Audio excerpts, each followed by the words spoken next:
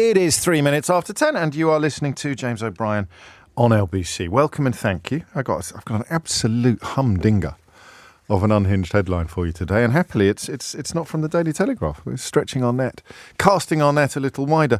I'm looking at the national prediction of what the latest YouGov poll would do to Parliament, and I'm laughing. Well, I'm not literally laughing, you'd be able to hear that, but I'm inwardly laughing. Well, I may as well literally laugh.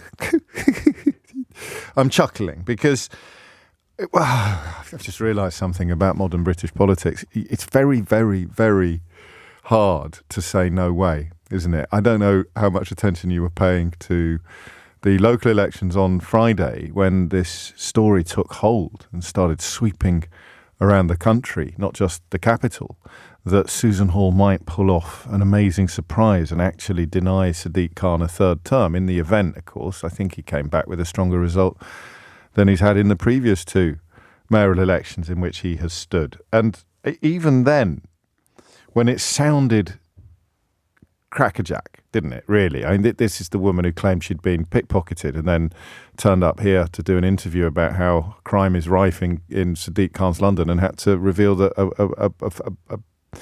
a community-minded citizen had actually handed in her lost travel card wallet with cash still in it.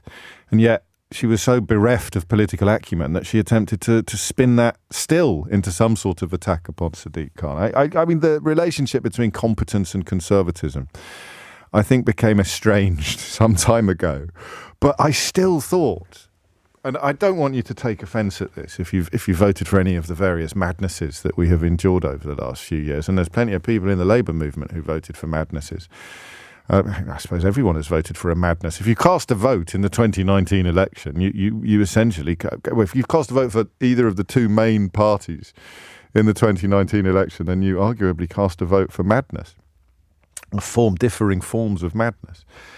But I had this little voice in the back of my head, even as I was giggling at the idea of Susan Hall winning in London.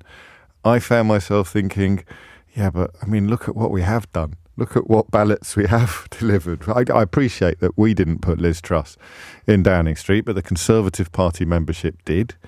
I use the term very loosely, put Boris Johnson not only in Downing Street, but replete with a majority of 80 in the House of Commons, despite his entire platform being built obviously and demonstrably upon lies and nonsense and narcissism.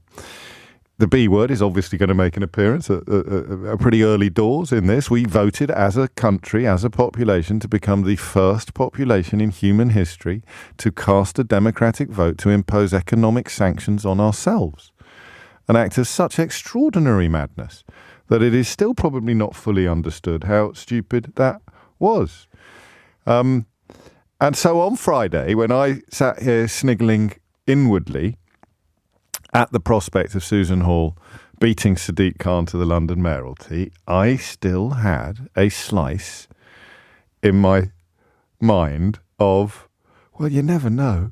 I mean, is there anything so mad that you could confidently say to me, James, put your money away, it ain't ever going to happen? Because what I'm looking at today is a YouGov poll that has the Labour Party 30 points ahead of the Conservative Party. I think it was tiptoeing through similar territory in the glory days of Liz Truss's administration. I do think we've seen the 30 before, because I almost certainly made the same joke when Labour were 30 points ahead of Liz Truss's Conservative Party, which was that any other leader but Keir Starmer would be 40 points ahead. I'm not going to explain that joke. If you get it, you get it. If you don't, you don't. And someone has extrapolated, Michael Thrasher, I think, has extrapolated from these numbers what it would do to parliamentary arithmetic. And guess how many seats the Tories have? If this percentage is successfully, or rather, if it is being correctly extrapolated, which, I mean, spoiler alert, it isn't. But you can technically describe it as an extrapolation. So Labour on 48, the Conservatives on 18. You can extrapolate from that what parliamentary arithmetic would look like. How many seats do you think the Conservatives would have? I glanced at the clock there to see if I could string out the suspense over the hiatus, but I don't think I can. We're still technically 7 minutes off it. Although I say technically, I'm going to make a special effort today to hit my junctions on time, Keith. You'll be delighted to hear. Would you like to know why? Well, I had a book event last night, and a doctor asked me to, because he likes to time his appointments so that he can listen to the programme in snatches. And if I'm all over the adverts, then it plays havoc with his scheduling. So I'll be doing my best to accommodate that request today, and almost certainly failing, but, it's the thought that counts. So how many seats do you think the Tories would have if this YouGov poll were to be successfully extrapolated into parliamentary arithmetic? I don't know what's actually more shocking, the number of seats the Tories would have or the number of seats the Labour Party would have in Parliament. Absolutely no prizes for guessing how many seats the Reform Party would have under pretty much any extrapolation of any poll. They would have 0 seats, but nonetheless, they will be popping up in every studio and media outlet near you for the foreseeable future. Quite why that is, I do not know, but that is one of the great truths of modern politics in this country. And of course, giving so much attention to the party that tacks to the right with populist nonsense is a large part of the reason why the country is in such a mess. So UKIP 2.0 currently getting its toes tickled in exactly the same way that UKIP 1.0 got, and everybody's sitting around wondering why they can't get medicines. The checks at our ports are absolutely catastrophic, and the GDP has taken a hit, according to Rishi Sunak's former employers at Goldman Sachs, of about 5% a year. But hey ho, let's all treat Richard Tice like a proper politician. That'll work out well for us all. So they'll get 0 seats, no prizes for guessing that. But if you can guess how many the Tories would get, I'll give you the money myself. 13 seats.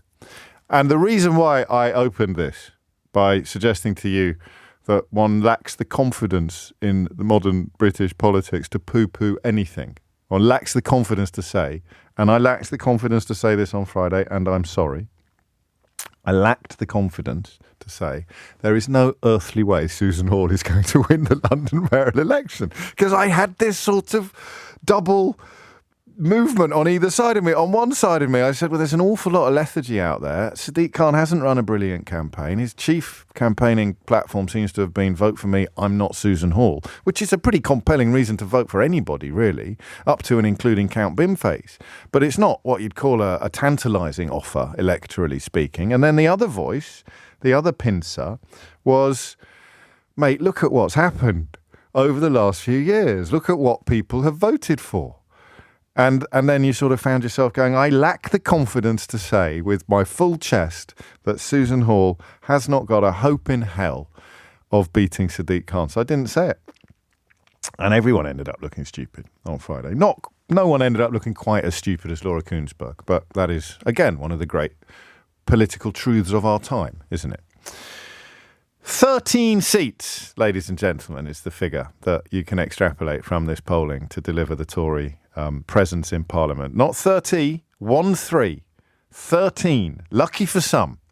13 seats, while the Labour Party would have 551. And I have the confidence to say to you today, and you can come back and mark my homework when we ever get a flipping election, there is no earthly way the Tories are going to get... Well, there's no earthly way they're going to get 13 seats. I'd bet my house on that. I don't think they're going to get fewer than 100. Once you do the calculations properly and dig into it sensibly, I cannot see a Tory presence in Parliament of less than 100, fewer than 100 seats. Which leads us all to Natalie Elphicke, who will not be in the next Parliament, but is, until the next election, part of the Labour Party parliamentary party. Now, some people have focused upon her politics, her unpleasant politics, you might say, but I'm more concerned perhaps by her personal contributions to public discourse. Her former husband, Charlie Elphicke, was convicted and jailed for sexual assault, after which, and this is crucial, after which...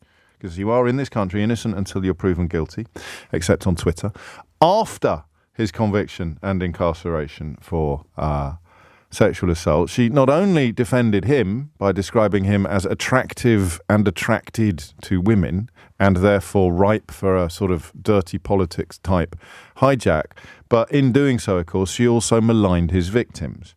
And Keir Starmer, whose tenure as Director of Public Prosecutions saw perhaps even more personal effort put into protecting women from violence and sexual threat than almost any other area of public life, Keir Starmer has invited her into the Parliamentary Labour Party.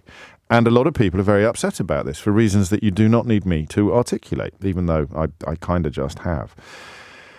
And what I want you to talk to me about today is the wisdom of this decision, because I think it's genius.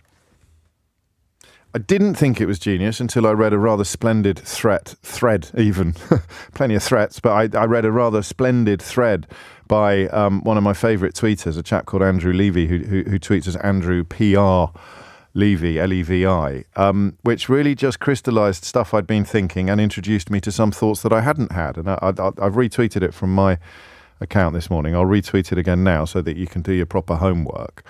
And I'll probably read it in full later, but let me sort of marry it to what my own thoughts were on this subject and why I am holding my nose and cheering. Can you do that? Not for very long, because you wouldn't be able to breathe in, would you? But no, yes, you can. I'm holding my nose because I think Natalie Elphicke is repellent, but I am cheering the defection because of what it tells you about the Labour Party in general as an electoral proposition, and also what it tells you about Keir Starmer's leadership. This man, I think we can all say now without a single scintilla of doubt or scepticism, this man is utterly dedicated to getting into Downing Street. The question then becomes, why is he utterly dedicated to getting into Downing Street? Is it so that he can see his name on the honours board at Eton College and then not really bother about any other aspect of the job? Is it so that he can keep his sponsors on Tofton Street happy by introducing their mad policies and watching the country go off a cliff 20 minutes later? Is it because he wants to introduce a sort of form of unachievable ideological purity that the left have been crying out for years? No, none of these things. Keir Starmer wants to be Prime Minister because I believe that he wants to improve the lot of most people in this country. He wants to make this country a fairer and more equitable place. And he wants to do that for everybody, not just Labour supporters. And he wants to draw into his project, he wants to win the votes of people who you might not find very palatable. They might be possessed of opinions that you don't find palatable. But they're opinions that have been very carefully nurtured over the last few years. The small boats rhetoric, which I don't think is quite as politically pertinent as Rishi Sunak is betting his house on, well, one of his houses on, but the people who do get spooked by the sight of people arriving on our shores in fairly impressive numbers and don't, through no fault of their own, have a full grasp of what the closing down of legal routes has done and what 14 years of Tory rule and the abandonment of the Dublin Convention, they just get a little bit spooked by it. And what Keir Starmer is saying to them is that you are in my thoughts. I want your vote too. And I think that's brilliant. I really do. I think for Keir Starmer to reach out to people who but were perhaps at their noisiest during Jeremy Corbyn's tenure is an absolutely necessary part of achieving power. Judge him when he's achieved power. All right? If he lets you down when he's got power, I'll be at the front of the queue of people castigating him. But not on day one, you know. You need a Prime Minister in this country at this time with the support of lots of the country.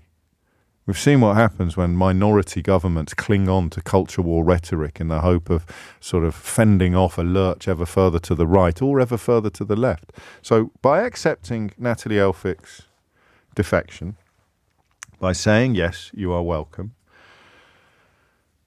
Keir Starmer has sent a message to the country, to people who wouldn't have voted for him and still might not, but he's opened negotiations with parts of the country, whether you're talking about the Red Wall or whether you're talking about the voters of Kent.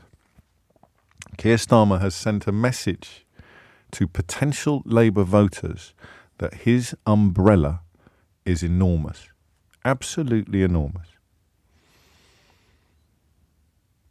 But I'm still not entirely comfortable with it on an entirely personal level, more because of the sex offender contributions than because of the political rhetoric. I'm told by people who know what they're talking about that she's very strong on housing and has a very good track record. And when she speaks about the need for more housing and her dissatisfaction with the government, then she is to be believed. Her actions, well, at least her past, backs up her present claims. But my initial reaction to the defection yesterday was, what the hell is he thinking? What the hell is he thinking? But now I think I know. I think I know what he's thinking, and I think I like it. What are you thinking? 0345 6060 973 is the number that you need. What are your thoughts about A, Natalie Elphicke's defection to the Labour Party, and B, my sincere suggestion that it is proof not only of a pragmatic politics that prioritises power over ideological purity or keeping the base happy, but more than that, it actually speaks to an ambition of Keir Starmer's, the likes of which the country hasn't seen. I could say since Margaret Thatcher, but I'll say since Tony Blair. An ambition for change that demands support that the country hasn't seen since 1997. I normally agree with you, James, writes Samantha, but I think you're on the Kool-Aid this morning. Keir Starmer is a Conservative in disguise. The country has already lost. Neither party are for the people. Sadly, we're scuppered. So that there is the base, with respect, Samantha, that yours is the vote that he's not trying to win. He's trying to win the vote of people who've never voted Labour. And unless he can do that, then dreams of a massive majority are pie in the sky.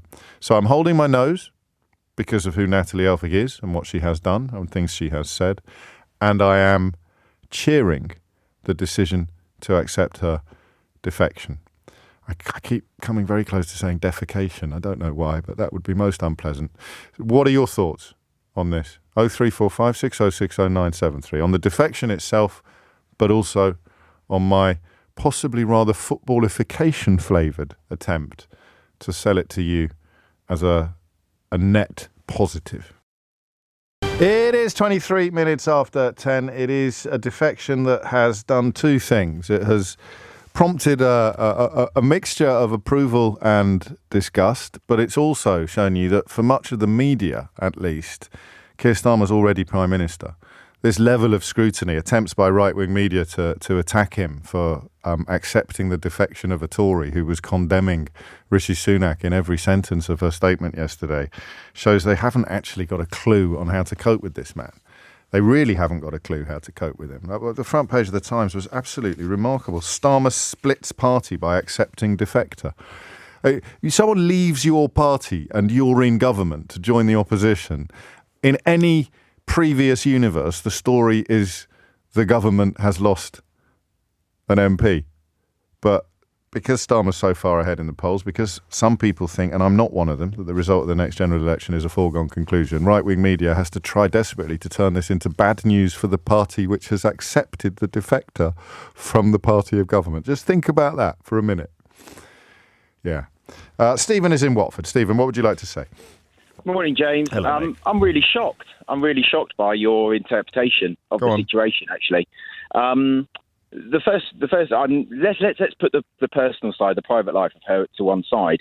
How big's your umbrella for your Labour Party? If Nigel Farage turned around tomorrow and said, "Do you know what? I went to sleep last night and woke up." What he'd say I got kicked in the head by a horse. Absolutely, no. Exactly, but you know what? No. But that's the thing. Let's welcome him in. Let's welcome him in. Where did your umbrella exactly stop? I wouldn't be able to vote for them.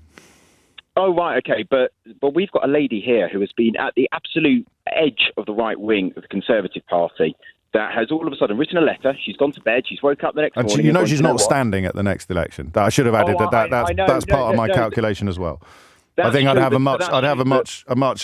be having to hold my nose a lot tighter or not cheering at all if she was actually replacing the selected Labour candidate. So really. Right. So why have we welcomed in a lady that stands for nothing then? Because if she's not standing at the next election... I've told you why. Because it sends a message to people who wouldn't vote Labour in a million years that this is a party that can actually improve some of the parts of the country that you want to see improved. Let me read you something from Molly, who puts it possibly a little more clearly than I managed to. We may not agree on everything, James, but Elphicke agrees that Sunak is failing when it comes to effective immigration policies and effective asylum processing. Until the next election, the people of Dover should be represented by a party with a sensible mission and effective plans. Natalie recognises this. She's also indicated that she's not going to stand again, so I'm looking forward to her handing over to another Labour MP at the next general election whenever it is finally called. So what's not to like? I think that I'm worried about what it represents of Keir Starmer, and I think that actually... it represents the prioritisation of achieving power over an awful lot of other things, because unless you've achieved power, you can't achieve anything. No, that's very true, but I feel Keir Starmer at the moment is a bit like a semi-final of a competition. Let's say it's a football competition. He's 5-0 up, and at the end, he starts bringing on all his best players. And the only thing that would indicate to me is that you risk an injury. And this isn't working. He scored a hat-trick yesterday. He accepted a defecting MP from the party of government, which he didn't need to. Unless he's saying to people like Molly, "There's room for you under my umbrella." So what's not to like? That's my concern. What does that man stand for? Or actually, he tells you every time he opens his mouth. He tells you what he stands for. But the key message is a sort of Clement Attlee style rebuilding of the country. So everyone's welcome, regardless what your view is on anything. Not everyone, but a member. I mean, come on. So I'll say it slowly, Stephen, and I don't mean that to sound patronising, but we are going round in circles. Not everyone is welcome, but a prominent-ish member of Parliament from the governing Conservative Party, speaking as Keir Starmer, who I need to beat, ideally into oblivion at the next general election, crossing the floor of the House of Commons while lobbing hand grenades over her shoulder at her former colleagues, is absolutely someone that I am going to welcome into the party. So don't bring Nigel Farage into it. Don't bring fantasy footballers into it. Don't bring notional politicians who don't exist into it. Focus on what the leader of the opposition should do with a member of the governing party in Parliament, not only crossing the floor to join them, but also emptying a bucketful of crap all over the benches of her former colleagues while she does it. What's not to like? I think the win would still have arrived for Keir if he had You're just repeating yourself now. You have to answer my question. What's not to like about that? On what planet wouldn't he do it? Because I'm worried about what it says about him as an individual. We're going around in circles again. I'm talking about what she has done and why he has done it. What's not to like? I think he's done it for today's headlines and potentially tomorrow's. I don't think he's done it for any ideological purpose. No one's suggesting he has. You're not addressing any of the points that I'm making. I register and I respect your discomfort, but it is absolutely brilliant politics because you are signing up a member. In fact, to use your football analogy, it's as if one of the opposing team's defenders has started playing for you, and you're cross about it, which is obviously an absurd position in which to find yourself this morning. Alex is in Tring. Alex, what would you like to say? I'd like to say, normally I agree with you. This time, 100% don't agree with you. So it's bad news when a member of the governing party defects to the Labour Party? The thing is... Well, then you do agree with me. He would be a Tory MP who was a doctor and decided he couldn't stay with the Tories because of the principles. That's fine. But now, if I go knocking on the door as a Labour MP or a councillor saying, vote for me, the intelligent voter will say, well, no, you've accepted an extreme right-winger in your party for no reason. Why should we trust you? Because we don't trust any politicians anyway. Because you're not going to have the same. I don't want to have the same conversation with every caller today. Can I cautiously suggest you haven't read her letter of resignation? No, I have. I've heard. I've heard what she said. This is a very simple question. You're on the doorstep now, and I, as a potential voter, am asking you: did you read her letter of resignation? Sorry, I've only heard snippets of it. She said she wasn't happy about the vote. Don't gloss over this point here. Have you read her letter of resignation, James? No, I haven't. No, I haven't. Okay, so if you want to use the last fella, the doctor, and his comments on the NHS as a basis for welcoming his defection, then the comparison you would need to make, much as many of her contributions to public discourse have been profoundly pungent, on the question of housing, she has both the track record and credibility. So that's what you'd say on the doorstep. The people of Kent, the people of Dover face an enormous housing crisis, and she's been utterly disillusioned with the Conservative Party's attempts to solve it, and she believes that Keir Starmer in government will be able to solve it. Next question. And all people see is that... No. All you see, because you haven't read the letter and you don't want to see anything else. No, I have heard that, because I haven't read it properly, I can't say it, but It's all right, I've given you a breakdown of it now, and I've addressed some of your concerns that were built on not having read it. Yeah, but people will... Not people, Alex, you. You can talk about how you feel, despite having been availed of the facts and clinging to your emotional response, which was based, as we've established, on a complete absence of research. But you can't say what other people feel. You can only say what you feel, because you now know the facts. Well, I know the fact that... She's not standing at the next election, so quite why anyone would bring it up on the doorstep is a question that only you know the answer to. Well, they would say, why does Keir Starmer need her to come in? Doesn't need her. Doesn't need her, but he just wins more votes by having her. And also, read the resignation letter before ringing a radio station, yeah? I did... It's 10:31. Thomas Watts has the headlines. 10:35 is the time. Here is the analysis that stiffened my resolve this morning. And I mentioned earlier, it's by one of my favourite Twitter contributors, who has also worked quite a high level, very high level in the civil service. Pay attention. This is important. While understanding the surprise, it was obviously unexpected, at Natalie Elphicke's defection, I'm bemused by the shock in some quarters that Keir Starmer welcomed her. No, not because Sir Keir is a red Tory or a short-term opportunist. His grand strategy explains it. Now strap in, okay, because I found this incredibly compelling. Albeit, as a few of you are quite rightly questioning, albeit that I am probably suffering from a little bit of footballification today. But footballification, when your mission is to get the people out of Downing Street who have been there for the last 14 years, I think is fine. I think it's temporarily permissible to be a little bit footballified until you've got the ball over the line.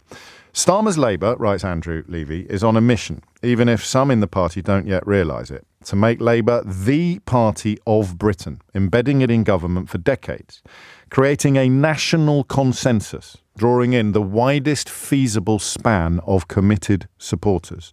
The purpose is to transform the country, more on that in a moment, quotes, doing an Attlee, end quotes, but succeeding. Before you raise both eyebrows, consider this. What might Attlee and his colleagues have achieved if Labour had been in power a lot longer? You can't do that by just attracting and retaining voters from the centre ground.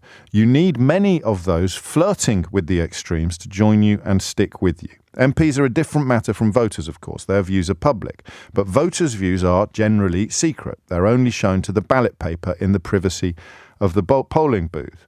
Any defecting MP is vulnerable to very obvious political attack. Voters can defect without embarrassment, except perhaps towards their previous selves, and without personal disadvantage. Starmer needs the voters for his grand strategy to succeed. The strategic value of a defecting MP is the signal that it sends. So, the Elphicke defection tells voters tempted by or actually voting for reform and the like that it's okay to vote Labour. A centrist Tory MP defecting to Labour would send a similar message to voters otherwise tempted to support the Lib Dems, for example. So, Starmer's great British party strategy carries risks. Will a particular defection backfire? Will he lose existing supporters? Will his political message to voters be too unclear to cut through? Can he hold together this extraordinary coalition that he is attempting? The point is, and this I think is absolutely crucial to understanding what is going on at the moment in the Labour Party, contrary to his image, Sir Keir is a bold revolutionary. And Andrew writes, I know, that's precisely my point. Look more closely. You don't have to agree with him, but it's best to understand him. It would be safer just to go for a decent general election win, but that is not his approach. Beneath the perhaps superficially bland-sounding Labour Party official strategy, there are, in clear sight, if you care to read them, the signs of the drive to create this great British party and put it in power for the long term. These are the headlines. Strong, stable and secure foundations, the rock of economic stability, strong national defence, strong borders, And then the foundations give a long-term plan to get Britain's future back, but via 5 fully funded national missions, which you'll be familiar with. Get Britain building again, switch on Great British Energy, get the NHS back on its feet, take back our streets, that's the crime and antisocial behaviour offer, and break down barriers to opportunity. That's where Keir Starmer's father informs his politics. So a final thought. Which of those 3 foundations and 5 national missions do you think voters inclined to support an MP like Natalie Elphicke or a party like Reform would be willing to get behind or at least consider favourably? I'll read them to you again. The rock of economic stability, strong national defence, secure borders, coupled with get Britain building again, switch on Great British Energy, get the NHS back on its feet, make our streets safe again, and break down barriers to opportunity. So it's a clever move to appeal to voters. And you're entitled to hate that, but you're not entitled to deny that it's a clever move designed to appeal to voters. You're entitled to think it won't work, but you're not entitled to deny, without detaching yourself from observable reality, that it's a clever move designed to win votes. What do you want your party to do? Win votes. So I'm not being deliberately obtuse. I'm not being defensive. I'm not being overly footballified, except in the context of wanting this lot out now and not finding it funny anymore. But if you want this party to win votes, you want them to win as many votes as possible. And the tension, the balance, is between doing something that might lose you votes even as it helps you win a few more. That's what Rishi Sunak's doing. That's what Rishi Sunak is doing by tacking to the right. He's losing the centre, who are already drawn towards Keir Starmer's Labour Party. Now he's reaching further in to the Tory support base for more votes. Because if he wants to undertake a platform of change, a programme of change for this country, he is going to need not only a massive majority, he's going to need more than one term in power. So see beyond the pungency on a personal level of Natalie Elphicke and look instead at the big political tectonic plates, and you will see Keir Starmer trying to shift them for generations. Sarah's in High Wycombe. Sarah, what would you like to say? Morning, James. Hello, so I'm a teacher. I'm also a Labour activist. I'm actually starting my own canvassing session late, so I can call in. Well, fantastic. I had to admit, when I heard about Natalie Elphicke last night, my first reaction was feeling slightly nauseous. Yes, same. I'm a massive fan of immigration. I'm a massive supporter of refugees. I personally host 4 Ukrainian refugees. However, the more I thought about it, the more I'm on the clever strategy for winning votes side of the argument. And the reason is anything which will encourage this Sunak government to collapse as quickly as possible, anything we can do for that is worth doing. And the reason why, James, is the urgent need to get these Tories out. So I'm a teacher and I'm facing children hungry in my classrooms. We've had vacancies for staff since October. Yeah. We can't get teaching assistants to look after special needs kids because we're paying them for a pittance and they're going to get better jobs just down the road working for Pret-a-Manger. The NHS is crumbling. The rivers are stinking. But apart from that... So I will eat the slimy frog. I will welcome Natalie Elphicke because we need urgently to get these people out so that we can get Starmer in. And the more shoulders you get to the wheel, the quicker the wheel and the further the wheel will move. Yeah, and it's also about unifying the country. We've had enough dividing. We've had enough of people in the Conservative Party pointing at, I don't know, trans people or gay people or woke lefties and saying, you're not part of our national story. You're not in our country. You're out of this picture. Now, I'm not saying, of course there are limits. Of course there are limits. And she's pretty close to the limit, I think, Sarah. I think we should be absolutely clear about that. Yeah. I mean, that's about as far as I think I would want the limit to go. And I say that with a bit of caution. Absolutely, but I'm just about to go and knock on doors in somewhere where people haven't voted for a Labour MP since 1951. Exactly. And if we tell those people, oh, you're not good enough for the Labour Party, we're a political party to get power and change stuff. We're not a religious sect. Yep. So I don't want to be knocking on these doors and saying, you're not good enough for the Labour Party. I don't like your views on immigration. We need to listen. We need to fix things. We need to fix things in a moral way with using international law. But we can't just start excluding people and kicking people out. And urgently, my children and my school and my staff, they need this government out, because we need to start fixing stuff in this country. And because she's not running, that exercise in nose holding while recognising the pragmatic benefits is a million times easier than if we were sitting here discussing the fact that Keir Starmer had said she can stand for the Labour Party in December or November or whenever the election finally is. Yeah, and not least, that would be absolutely dreadful for Mike Pepe. He's an absolute cracking candidate. He works also really very hard. briefly became a household name yesterday as well, which must have been as much of a surprise to him as it was to everybody else. Thank you, Sarah. A lot of people agreeing with you. A couple of people not, but possibly the people agreeing with you managing to express themselves a little better than the people who are not. Wow, she is brilliant, says Jim. And yes, well, she may appeal, says Neil, to a wider voter range. In the long term, if he stands for everything, it can look like he stands for nothing. And that's why I refer you to the thread that I've tweeted this morning, pointing at a grand plan, pointing at a desire for truly radical change. I've never seen anyone articulate it quite that well before, which is why I took the unusual step of reading out an entire Twitter thread by someone else. I'm sure I've read out my own in the past. But I think that's what a lot of people have been waiting for, is that sense that Keir Starmer is much more than just a pragmatic seeker of power. The question of why do you want power is the one that is going to move front and centre as the election gets ever nearer. I'm with that lovely teacher, Sarah, says Jamie in London. It's 10:40. I'm hitting this one on time. If you're in a surgery, I don't know what impact this is going to have upon your experience, but at least one person in that place will be happy. It's 10:45. It's 10:48. David writes, James Elphicke teased Marcus Rashford for missing a penalty in the Euros final, saying he should have spent more time practising penalties rather than playing politics. However, I'll never let the perfect be the enemy of the good. I do believe it was a party vote, not solely a Keir Starmer decision, and it exemplified civil war within the Tory party. If your opponent is about to sustain an enormous injury and you say, please don't do that because I don't like the weapon, then you are helping your opponent, aren't you? You are protecting them from serious injury because you don't like the weapon with which the injury is to be administered. And repugnant, I don't know what words to use to describe some of the things that Natalie Elphicke has said, but a defection of a member of the governing party to the party of opposition is almost always about much, much more than the individual concerned. I'll read you a little thing that my friend Dan Snow has tweeted this morning in response to an absolutely crackerjack Daily Express front page. And I'm going to leave two gaps in it and see if you can fill in the gaps, all right? You're not allowed to cheat.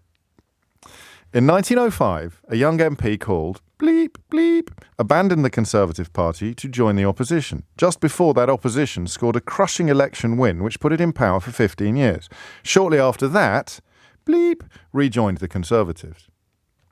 Who do you think we're talking about? This perhaps, depending on, no, maybe not actually an exception to the rule, that the issue is much, much bigger than the individual when a defection like this happens. Who do you think Dan is writing about there? Do you know? Do you know who he's writing about? Can you have a guess? Do you want to have a guess? I don't know if you've heard of him. Winston Churchill. Now, just for the avoidance of doubt, I'm not in any way comparing Natalie Elphicke to Winston Churchill. I'm just talking broadly about defections. The Daily Express has a front page saying, has there ever been a more shameless betrayal? Without realising that by any objective measure, you would have to describe Churchill's absconding from the Tory benches just before they faced electoral oblivion as even more shameless than anything that happened yesterday. But yes, in 1905, a young MP called Winston Churchill abandoned the Conservative Party to join the opposition. Just before that, opposition scored a crushing election win, which put it in power for 15 years. Shortly after that, Churchill rejoined the Conservatives. So there it is. You might not like it, but it's politics. Andy is in Glemsford in Suffolk. Andy, what would you like to say? Well, I'm just thinking what you just said about Churchill, that I wonder if Natalie wanted to meet him on the beaches. Needs a bit of work, that, Andy. I wouldn't open with it, but crack on. So centre-left voter couldn't vote for Labour when Corbyn was in Really? For 30 years I've voted for Labour. I just couldn't. It's too left. But we need what you said. We need power, and you can have all the principles in the world and agree with everything everybody says for the Labour Party. But if you're not in power, you can't enact any of that. And Starmer now has brought everybody together. And, why wouldn't you? Theatre politics yesterday, I was watching it live on telly, and I was thinking, what's going on there? I couldn't see her head, but I could see everybody looking around at her, thinking, why not? And today, she'll be remembered, tomorrow forgotten. And I think he's hit the nail on the head. But not going to. And what does it do to the Tories? The defections aren't really supposed. I mean, this is why our backwards bent media is so confused this morning, because defections aren't about the party to which the defection is being made. Defections are about the party from which the defector is moving. Almost always. They're trying to rewrite the rules of political journalism today to make it more about the party accepting the defector rather than the party losing the defector. Because this sense, the Tory benches are said, even she can't get behind this. She's not even standing at the next election, which gives her at least a patina of even perhaps credibility. If she's not standing at the next election, then the question of what's in it for her is rather harder to answer. But yeah, I'm intrigued by why you couldn't vote for them in 2019 when the alternative was Boris Johnson, Andy. I know that's not what you rang in for. I'll be honest. No, I'll tell you, I voted for Greens. I just could not vote. Partly Labour, Greens, that way inclined. Some of the Green policies that Labour had and I still agree with. I just could not hold. I would not vote for Conservative. I hear you. We might have had a slightly less good-hearted conversation if you'd rung me in at that time. I think the policies were the least of Labour's problems in 2019. Thank you, Andy. Leaders, writes Lawrence, don't always do what the team wants. Inevitably, their strategic reach is greater than their followers. In admitting Mrs. Elphicke, he teaches me a lesson. This is Lawrence writing. If we really want a united country... This is strong. If we really want a united country, that means uniting with people I don't like, but who have just as much right to be in this country as I do. And I have always thought that Starmer's sober exterior contains a radical vision. And Claire writes, I could not understand why Natalie Elphicke was welcomed by Keir. I'm so glad that people have been able to explain it to me this morning. Thank you, James, and many of your callers. That's from Claire in Rugby. Not everyone is necessarily moving on this one, but I like that line there from Lawrence. I don't like. If we really want a united country, that means uniting with people I don't like, but who have just as much right to be in this country as I do. Given that I opened the show by saying how hard it is these days to say anything with full confidence, a lesson I learnt in particularly stark fashion when the rumours started going around on Friday that Susan Hall was about to pull off a surprise victory against Sadiq Khan, I am prepared to state with absolute certainty that Nigel Farage will never be admitted into the Labour Party. That there is a hat I will eat if that day ever were to dawn. But I'll tell you something that is not really priced in politically. If Starmer pulls it off and ends up with a massive platform and a massive majority and an unprecedentedly unified support, which is obviously what the defection of Natalie Elphicke is designed to contribute to, if I was the next Tory leader, I would start agitating immediately to rejoin the European Union. That's the only rug that is left to be pulled from under him if he gets anything close to the result that the opinion polls are suggesting that he will. Johnny's in Whitby. Johnny, what would you like to say? Hi, James. Hello, Johnny. I would like to say that while I personally find it repulsive that she has joined, I do think it is politically smart for him to let her in. Can't argue with that. I've been saying it all morning. No.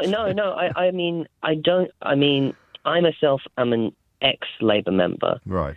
And of course, being only 25, I can't say that Keir Starmer speaks to me as a younger person. In fact, when you look at where I am, or just north of where I am, in the northeast mayoral election, yes. Jamie Driscoll came a reasonably close second, and that was mainly funded by younger people like myself in a grassroots campaign. I feel as if that's the one faction that Keir Starmer is not, that I can see going after in his grand unification, is younger people, because they often statistically have a lower turnout. Yes. So, but I feel as if that might be actually damaging to the future generation to have this grand coalition, but to be ignoring the next generation. Yeah. Just to clarify, Labour won the North East mayoral election. Yes, they did. Yeah. So you're doing that Corbyn thing, aren't you? With respect, you're saying we lost, but actually we won.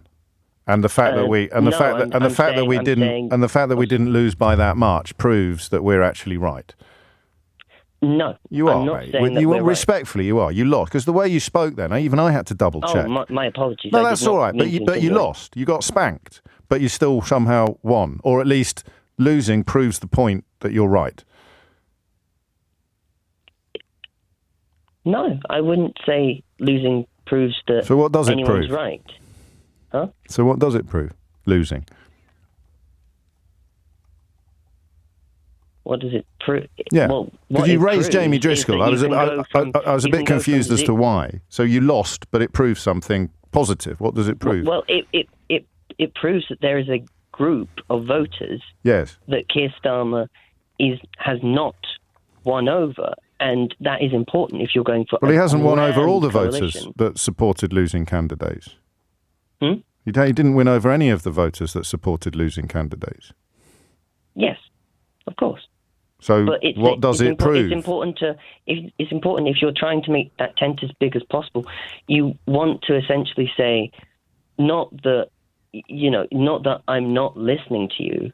But that had nothing to do with youth, did it? It had nothing to do with youth. There's plenty of people in your corner of the Labour Party who are my age and older. I'm an ex-Labour member. Your ex-corner of the Labour Party who are my age and older. It's not. I don't know why you're boiling it down to a youth thing.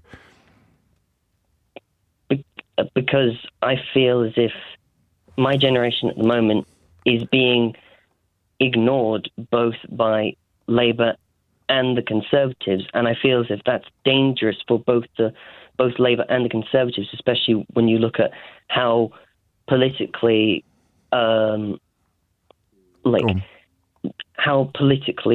active younger people can be. I mean, if you look at what's happening in the universities, not just in the United States, but here at the moment, yes, and you're not seeing any support for any kind of political establishment within those universities. Well, again, you're leaping from an expression of solidarity with Palestinian people and profound objections to the continuing carnage that Israel is visiting upon the Gaza Strip to a level of disillusionment with party politics in this country that you simply don't have the evidence to make. I'm conscious of your sincerity and your honesty. But you're not making perfect sense, Johnny. Who will you be supporting in a general election after 14 years of Tory rule?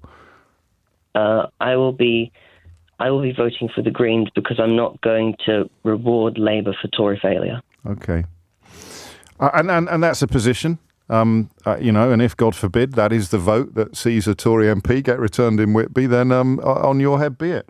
It's 11 o'clock. 3 minutes after 11 is the time. You are listening to James O'Brien on LBC, where the defection of Natalie Elphicke, a particularly pungent Conservative MP, both politically, publicly, and I'm afraid I would say personally. Actually, I'm not even afraid I would say personally. Her conduct in the context of her former husband, Charlie Elphicke's conviction for sex offending and her conduct towards his victims was utterly disgusting. And so much so that you can't quite believe that accepting her into the Labour Party was a political masterstroke. But it was. At least I think it was. It's fair to say that opinion is divided. One thing I would point out repeatedly is that if the right-wing media is trying to turn it into a story about the recipient of the defector, when every other defection in history would always be about the party being abandoned, the party being defected from, then anybody who wants to see the party of government removed from power probably shouldn't help them. probably shouldn't help the right-wing media pretend this is somehow a bigger story for the Labour Party than the Conservative Party. But a lot of stuff, I'm thinking about the last lad in Whitby. He's only 25, so he's only known Conservative rule since being 11. An awful lot of stuff is going to change as the general election approaches and the possibility of a real and meaningful change begins to take hold. Most people won't, even people my age, are going to struggle to remember what it was like before a Conservative government. You sort of, maybe not my age, but, you'll be well into your 30s. You become politically conscious when you start paying tax, or you become politically conscious when you get a vote. It's an extraordinary moment in British politics. And I think that we've possibly all become a little bit simplistic in our outlooks. And Starmer is many, many, many things, but simplistic is not one of them. 6 minutes after 11 is the time. A quick word to Elias, who's been in touch. James, my wife attended your book event last night and she came away with 4 copies of How They Broke Britain. Was there any hypnosis involved? No, Elias, although she was kind enough to give me a brief Greek lesson, actually, on the correct gendering of islands, which or at least gendering of the adjective small in the context of islands, which I have taken to heart. But she was my favourite actual audience member last night because she bought more books than anybody else. So thanks for getting in touch. Chris is in Nottingham. Chris, what would you like to say? Morning, James. Thank you. Bear with me. We have spoken before, but I do get nervous anyway. Oh, well, you take your time. Also, I'm in quite a punchy mood this morning, so I'll just shut up for 5 minutes and let you. I shall give you the floor, Chris. I think it's not only a genius move; it's a necessary one. In the state that the country's in, the confidence that I draw from Keir Starmer is that I believe he understands the state that the country is in. I've been making political art for a while. In fact, we've had the pleasure of meeting in Manchester at one of your book readings. Remember, yeah. And I've part of it is like studying social media and people's opinions and how everyone's divided. And I really do think that Keir Starmer understands how polarised everyone is. People's opinions are all over the place, and he knows he has to appeal to a broad church of people in order to get a huge majority. And I see him, or even to get an overall majority, because I mean, Sunak might be talking gibberish about a hung parliament, but there is absolutely no guarantee that he's going to get a big enough majority to make meaningful change. So he's conscious of landing as many wins as he possibly can, I think. And so Natalie Elphicke, it's not particularly palatable. I don't find it. I would hold my nose over it, but she's not standing. Yep. It's a good punch on the nose to the Conservative Party. Like you say, she's lobbing hand grenades back at them on the way. The optics of it is damning for the Conservative Party. But like Keir Starmer's playing the most important game of 3D chess this country's ever seen. And any good chess player knows that you can use your opponent's the positions of your opponent's pieces to trap the king. Sometimes you have to use whatever weapons are available to you. Now, I've had this conversation with a friend of mine who's always been a Labour voter, and he says he can't vote for them over Palestine, which I understand. Mm. I wish he would go further over Palestine as well.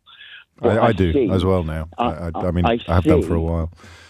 The shadow of Corbyn, and it's not necessarily the anti-Semitism itself. It's the fact that anything that leans anywhere towards that, the right-wing media and the Conservative Party themselves. You saw Sunak yesterday at PMQs trying to push anything that could make Keir Starmer appear, or the Labour Party appear anti-Semitic.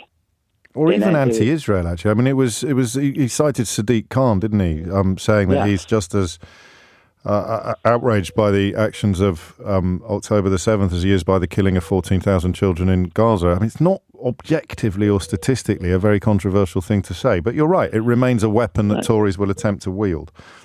He's adept at taking weapons off the table. He is, isn't he? And that's what he's been doing this whole time. I've been following it for the past 3 years now, well, the chaos as it's ensued, with an unhealthy obsession towards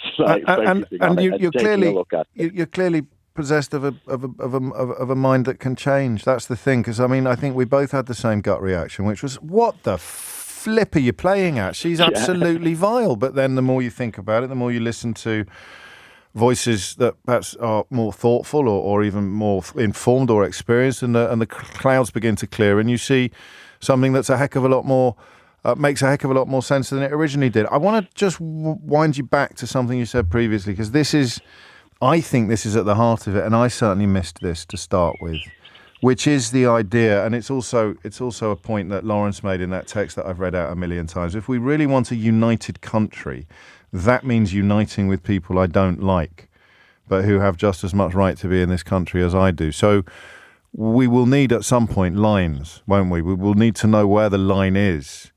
That, for example, if Natalie Elphicke were permitted to stand as a Labour candidate, what would she not have been able to do, if you see what I mean? What would have been the things that made her someone that isn't able to stand as a Labour candidate? If another defector comes forward, if, I don't know, Andrew Bridgen wants to defect to the Labour Party, the things that, in the circumstances in which you would say no. But outside the context of defections, who are the people that Labour can afford to say it doesn't want the votes of? Because at the moment, we both sound a bit like we don't know the answer to that question. Well, he said it was quite a few PMQs ago, where he made it clear he didn't want the Britain First Tommy Robinson crowd. And Farage as well, of course. He kept using Farage, didn't he? He clearly called Farage out in that barrage against Liz Truss. Right. When he was weaponising Liz Truss's trip to America against Rishi Sunak. And pushing Sunak to saying that Farage would be welcome in your party. I mean, his spokesman, Starmer's spokesman yesterday, failed to provide a clear answer to that question, but I think it was almost rhetorical. So somehow Farage will represent... So you could say we will nibble away at the side of Reform voters who have been persuaded that this is a major issue, but we will nibble away at them not by indulging what they think is the major issue, but by reminding them of all the other things that matter and the areas in which we can improve their lives. I mean, from that list that you read out earlier, it's obviously, you can go for the people who want defence, strong borders, and less crime on our streets. Like those are the people he's going. Those are the people he's going for. You could say housing as well, given Elphicke's reputation towards that, which is a good one. Yes, it is. So there is a positive there. If I go back to talking about weapons, it's not even like people who are going to find this abhorrent and would turn themselves and say, oh, I can't vote for that. It's like he's not taken this weapon and put it in his toolkit. He's taken this weapon, he's beaten Sunak on the head with it, then he's thrown it in the bin because she's not standing. It's just. No, I think that's absolutely it. It says I'm thinking about you, and he's a pragmatist, and that's what I like about him. I'm sick to death of characters parading around Westminster, telling us they know what's best for us. I see the potential for Keir Starmer to be a transformative Prime Minister who can take us back to a place where we are united, because we haven't been and more since just before 2016. And it's telling. We are socially fractured.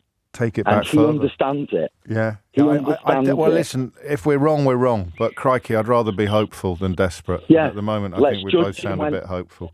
Let's just judge him when he's in power. You can say what you like about what he's trying to do and how he's trying to position himself around the board. Anything that goes slightly, is that I feel a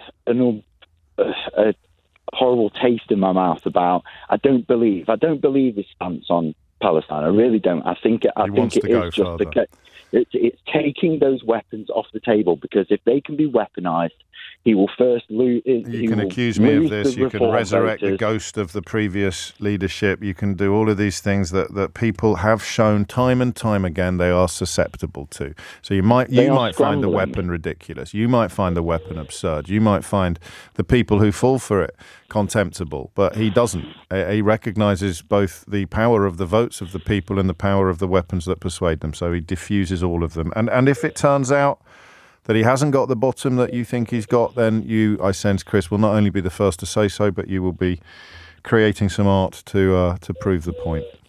The stakes are far too high to take a risk. Oh. I held my nose and voted for Jeremy Corbyn over Boris Johnson's Conservatives, because I knew exactly what Boris Johnson's Conservatives and where they were going to take this country. And here we are.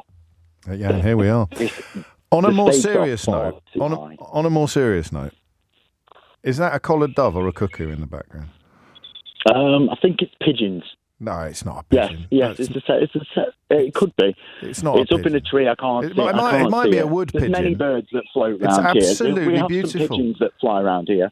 Everyone is commenting not only on the quality and calibre of your contribution, Chris. I have to say, I don't want you to think they focused entirely on the bird song in the background, but rarely has the soundscape behind the caller attracted quite as much attention as yours. Are you actually up a tree at the moment? Did you just...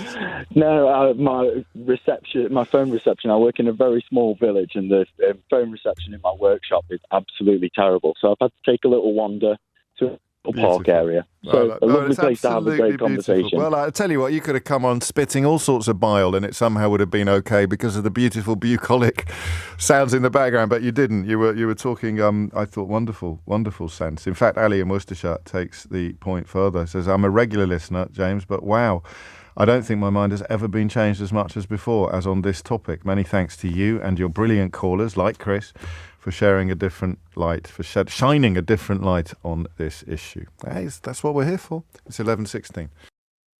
19 minutes after 11 is the time, and you are listening to James O'Brien on LBC. One of the, I can't remember whether I've ever told you this before, but with WhatsApps and texts coming into the studio, obviously there's an archive, so I can see stuff that you've sent in before. So if you're sending me a message saying, after the cheap, tawdry, opportunistic Elphicke stunt, Sir Softer definitely won't be getting my vote, but it's very funny to hear O'Brien perform all sorts of contortions to justify it. The guy is such a hypocrite. I can see all the messages you've sent in before, Paul. So I'm not going to humiliate you, obviously, by reading them all out, but I think we all know that you're a liar. And it's a waste of my time. No, it's a waste of your time to lie like that. I find it fantastically amusing. We all do. But next time I will read out a few. If you're claiming this is the straw that broke the camel's back, I'll show everybody all the other straws. All right, is that cool? I've got an unhinged headline for you. I've got two. If you just give me a moment, I haven't really checked the Daily Telegraph yet, but I can normally be fairly confident that by the time I get to the comment pages, we will have found ourselves oh my days, that's an absolute hum. So I've got two competing with each other as well. Can we do a competition on unhinged headlines? Would that work? Would you like to pick the one that's most unhinged? It's going to be interesting.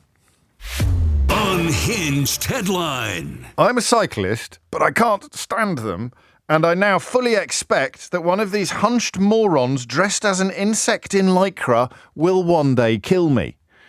That is a full-page article in the Daily Mail by Peter Hitchens. I am a cyclist, but I can't stand them, and I now fully expect that one of these hunched morons dressed as an insect in lycra will one day kill me. So that is in the red corner this morning. Unhinged headline. Over at the Telegraph, Alistair Heath, who I think is becoming the patron saint of unhinged headlines, he writes, the British dream is fading, replaced by a nightmare of sectarian division. And this is something that the Tories have obviously all agreed that they're going to try to start punting into public discourse at the moment. That sectarian division, which essentially means that some Muslim people are getting votes. You know, it's a bit like what 30p Lee tried to do with Sadiq Khan in London before he got slung out of the Tory party. But, of course, 30p Lee probably, and I could be wrong, I don't want to do the fella a disservice, I think he might not know. All right, I'm going to say something now, and then I'm going to tell you something interesting. Oh, no, first of all, I'm going to finish Unhinged headline. So what I was about to say then was that 30p Lee probably doesn't know what the word sectarian means. So he just went for straight Islamophobia. What these people are using the word sectarian to do is to camouflage Islamophobia. So I stand by all of that. But the bit that I said about 30p Lee being too stupid to know what the word sectarian means, that's quite relevant to the broader conversation that we're having today. But before I tell you why, I would invite you to choose which is the most unhinged headline today, Hitchens or Heath. So Hitchens gives you, I'm a cyclist, but I can't stand them, and I now fully expect that one of these hunched morons dressed as an insect in Lycra will one day kill me. We've spoken a lot about the sort of zoning out of people to attack, running out of people to attack, and poor old cyclists apparently have been left in the firing lines. Or are you going to vote for Heath? The British dream is fading, replaced by a nightmare of sectarian division. Your choice. Unhinged headline. Here's the thing about 30p Lee, and I'm going to bring gammon into it as well. So you will never hear Starmer use the word gammon as a pejorative. I don't think you would. I'd be very surprised if he has.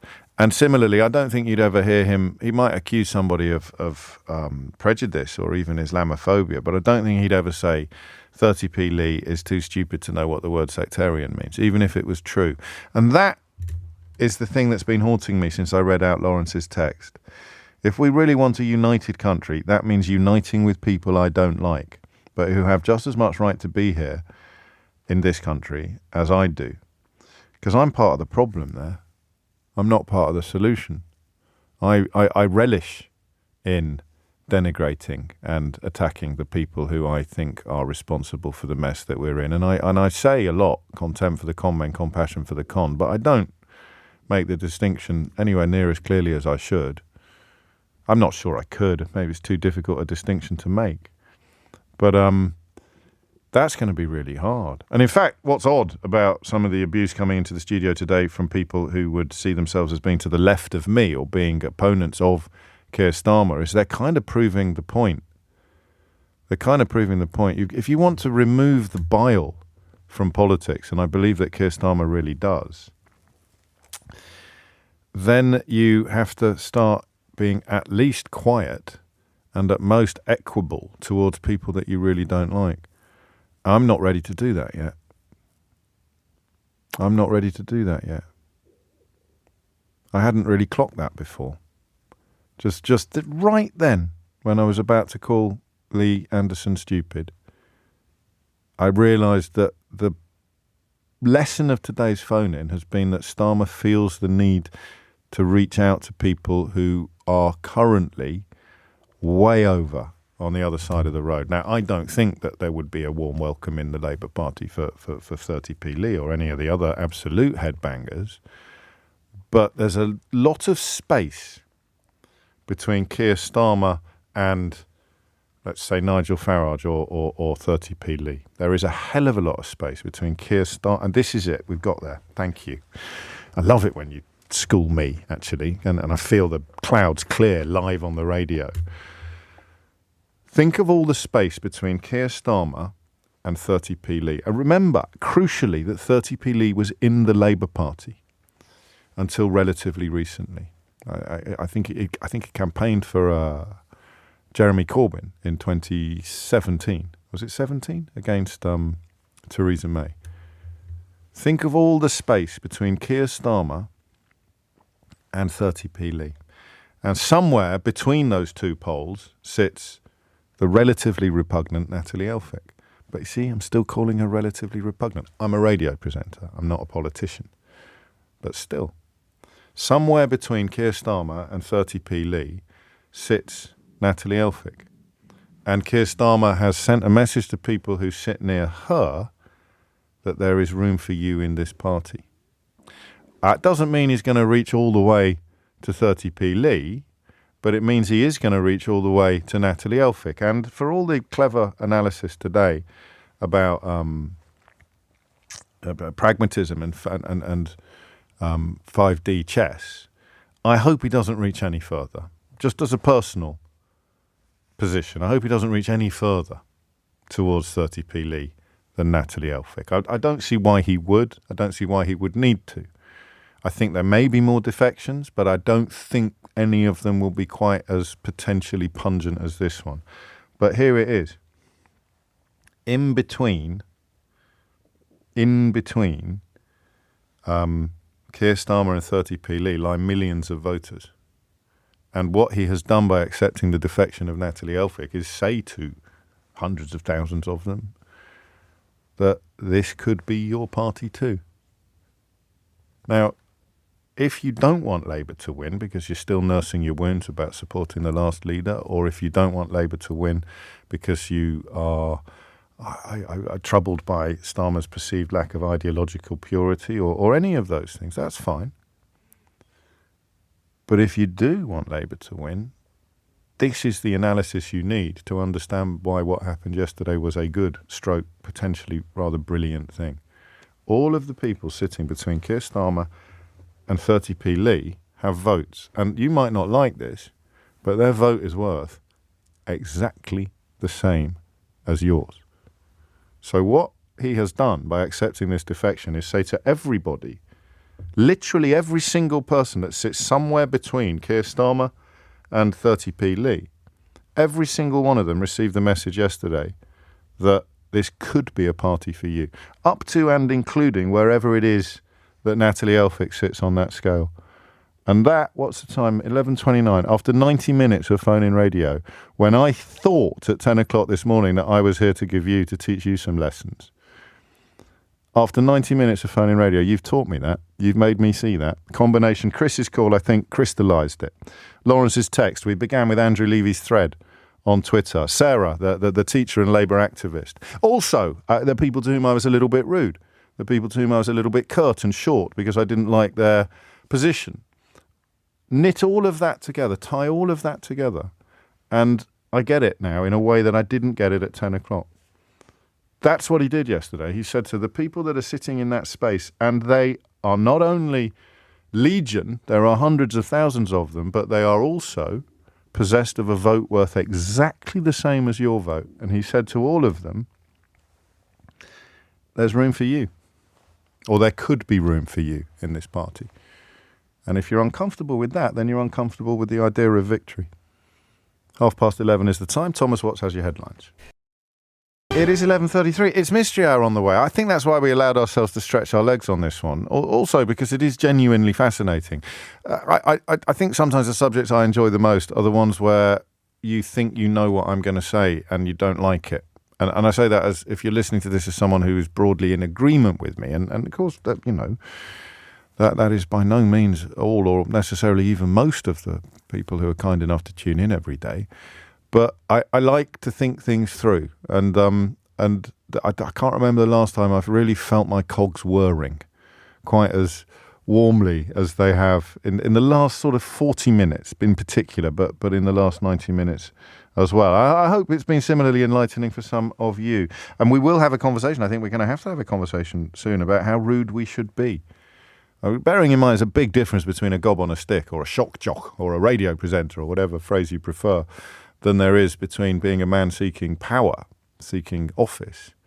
But I don't know. I wonder whether perhaps it is time to slightly dial down the... I don't know if I could, even if I should.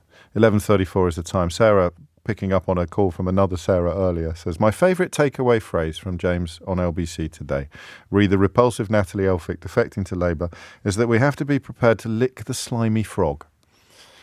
I've not heard that phrase before. I don't know if Sarah made it up on the spot, but slimy frog is quite a good example of what I'm talking about with regard to the question of whether or not we have to start being a little bit nicer. Shaka is in Dagenham to steer us back to the conversation under discussion. Shaka, what would you like to say? Good morning, James. I'm a first-time caller, please, if you can bear with me a little bit. Of course, take your time. And I want to thank you for your program, your stance on some of the things, helping some of us with our mental problems. Thank you. I'm a refugee in this country. Awesome. Yeah, thank you so much for where you stand on some of these issues. Why well, thank I you disagree. for that. Go on, tell me why. Now, there's a big but coming, Shaka. I can tell, isn't there? There's a big but. No, why I disagree with Natalie. Yes. Her stance on immigration. Okay. As you can hear from my voice, I'm an immigrant. I agree with Keir Starmer where he's taking the party to being a broad church, allowing other people that have concerns about immigration to fit in. Yes. And to try to do whatever it takes to get this current government out. The reason I'm saying that is because whether you're an immigrant, whether you're British, I think the effect of the past 14 years is having on everyone. I'm saying everyone because the area where I live, there has never been a Labour government winning in Thurrock. They have won this time around. That will just tell you what is going on. Things are changing around the country. So they invested all the council money into a solar panel system that basically they lost 700 million. There is something rather beautiful about me being educated by a refugee upon the Thurrock Conservative Council's profligate waste of money on a ludicrous scheme that they thought was going to make them a That, to me, is British values in a nutshell, Shaka. Yes, if nothing can unite us, then surely the profligacy of a local council can unite us all. Yes, I think the failure can unite all of us. So, yes, it can. And one of the biggest problems down there is a little boat. I don't know whether you've heard about that issues of that boat crossing from Tilbury to Gravesend. No. That takes all the children to school. So our children goes to a grammar school. That boat was sponsored by Kent and Thurrock, and we do pay some amount to cross every day there. That boat, after 30 years, has been taken out because the councils can't sponsor it anymore. So my children are going to school now. They take about 3 hours to get to Gravesend instead of 1 hour, 30 minutes. Or 1 hour, 20 minutes. This is local politics in a nutshell. I'm going to steer you back, if I can, to national politics. Could you explain to somebody who is upset, outraged, whatever it may be, disillusioned by the acceptance of the defection of Natalie Elphicke, why you think it was the right thing to do? I think people have to look beyond their own stance on some of these things. You know, the Labour Party has to be a broad church to win a big majority. And some people do have concerns. Okay, let's assume that what would have been the headlines of the newspapers today if Keir Starmer would have rejected Natalie into the party. They would have turned that on its head to say that the Labour Party wanted free for all. I'm saying this as an immigrant. And they would have said that it's just because on that her stance on immigration that she has been rejected, and that would have been even more damaging to the Labour Party. Oh, my days. You're right, so you have to look this in another way. The newspapers today, all of the newspapers, would have been writing so much things about immigration today. No room in Keir Starmer's Labour Party for anybody who's got any concerns at all about... That is exactly what is even more damaging to the Labour Party than what she has done. Because Keir Starmer is just like the internet. They are trying to hack into the internet. Hackers are everywhere at this current time. If he takes a foot wrong from now to whenever Mr. Sunak will call the election, if he takes any foot wrong, because you can just imagine what these newspapers can do. He's not over yet. He's not over yet. You're absolutely right. He's not over the line. I don't know if you've heard the analogy I use all the time, Shaka, about carrying a Ming vase across an ice rink. He's not on the other side of the ice rink yet. But I thought I was good at analysing right-wing media. The idea of what they would have done if... for a start, Natalie Elphicke would have probably had to have cooperated, and I'm not sure she would have wanted to. But it's a counterfactual in which... he does what all of the people who are cross with the decision think he should have done and says, sorry, there's no room for you in this party. It gets out. it gets onto the front page of the Sun or the Daily Mail or the Daily Express, and instead of writing nonsense about how it's a shameless betrayal, they would instead be writing about how Keir Starmer can't even break bread with people who think someone from Dover who has a problem with elements of the current immigration system, or indeed with the boats, regardless of whose fault it is that people can't come here via a safe and legal route, regardless of whose fault it is. Keir Starmer won't even tolerate somebody who has expressed misgivings about it in the past. Indeed. So that is the biggest problem. And James, you guys are always forgetting about some of us. There is over 100,000 or 500,000 of us that came from Europe with our passport to this country. We have never been spoken about. I know everyone asks why people leave other country, 3 safe countries, 10 safe countries to come to this country. It's just because most of us are born in a country that was colonized by this country. So I'm a Dutch citizen, and I'm happy that I didn't give up my Dutch passport when I came to this country. That would have been like committing suicide or shooting myself on my foot. I did think about it when I moved here 12 years ago, but I didn't do it, so I still kept my Dutch passport, and I'm happy about that decision. But we have been forgotten about completely. There's 500,000 of us came to Europe, qualified I had three different qualifications, yes. And I came to this country, and I didn't take benefit for one day. I went straight into a job. I can drive heavy vehicle. I have other qualifications.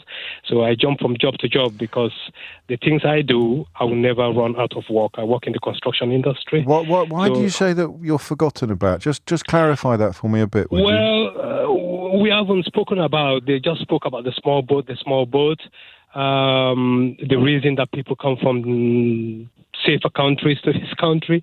So I came here with my passport and my family. So I wasn't chased or any other thing. So it's it's a passage that doesn't really exist anymore, isn't it?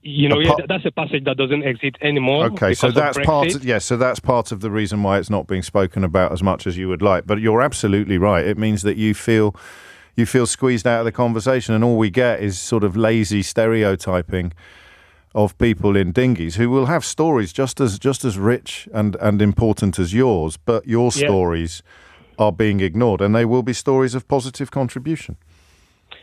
That's correct, and I just think the wonder thing is just madness. Honestly, if anybody wants me to help with how they should do this asylum thing to reduce the cost and everything, honestly, I will contribute, because I used to interview people in the Netherlands when they come for asylum. Yeah, but wasting 1.8 million on one person, why the country cannot even support a boat that crosses with students and people that works from grazing coming to Tilbury to work. There are thousands of people every day that go back and forth. No one can support that boat, and now they just leave us in limbo. It takes 3 hours for the kids to go to school. Yesterday they get home by 6:00. So are you telling me that this is a small boat that the Tories have managed to stop, Shaka? Yeah, that's just a boat there. Just a little boat. There you go. I mean, maybe that's what they were talking about when they kept saying stop the boats. They meant that. They meant the Tilbury ferry. Who knew that was what the secret agenda was all along. Shaka, thank you. You've taken me right up to 11:45, and I hope we'll talk again. And I will take on board what you've said about remembering stories, remembering people like you, and clearly positive contributions like yours. Because, I've said it before and I'll say it again. Sometimes you forget that you are seagulls, not trawlers. Some days we manage to be trawlers, but other days we're seagulls, and we're following the trawler, following the agenda set by other people, set by the rhetoric of politics, the rhetoric of politicians. But today has been one of those days where we seem to have managed to be both. It's 11:45. It is 11:48, and you are listening to James O'Brien on LBC. Listen, I get a bit carried away sometimes, particularly when I feel that the calls have taken me to a place I wouldn't have got to before. But the phrase that I've been said by someone who I can tell you has worked on various campaigns at a very high level. Just try this on for size. Starmer has given permission to Tory voters to vote Labour next time. And that's perfect. Because you are perfectly entitled to say, but I don't want Tory voters to vote Labour next time, or I don't want to be an umbrella that is big enough to accommodate Tory voters. That's my gut reaction sometimes, especially when you think of what the Tories have done over the last 14 years. But Starmer has to step beyond that. I'm not 100% behind this. I wish that they had managed to create an electorate in which you wouldn't have to appeal to people who have got their fingerprints upon much of the mess of the last 14 years, particularly the mess, of course, of the last 8. But I don't think it's doable. Starmer has given permission to Tory voters to vote Labour. Try that on for size. Does that help? Helps me. Alan's in Manchester. Alan, what would you like to say? Yeah, regarding this criticism of Starmer, I mean, I'm a councillor in Greater Manchester. I go back to December 2019 when we got hammered at the polls. I think it's worst result since 1932 or something. 36. I'm such a pedant. I mean, I've probably got it wrong anyway, but in a very long time. No. But what people were saying, James, in the party was this is going to take us 2 electoral cycles to get anywhere near back into power. How quick we forget, eh? Yeah, and, touch wood, please, I'll just say we're in a lot better position, and Keir Starmer will have thought this through. That is his lawyer instinct. He would have done the pros and the cons, and as all the calls have been, some really great calls today. Yep. At the end of the day, we need people to change their vote.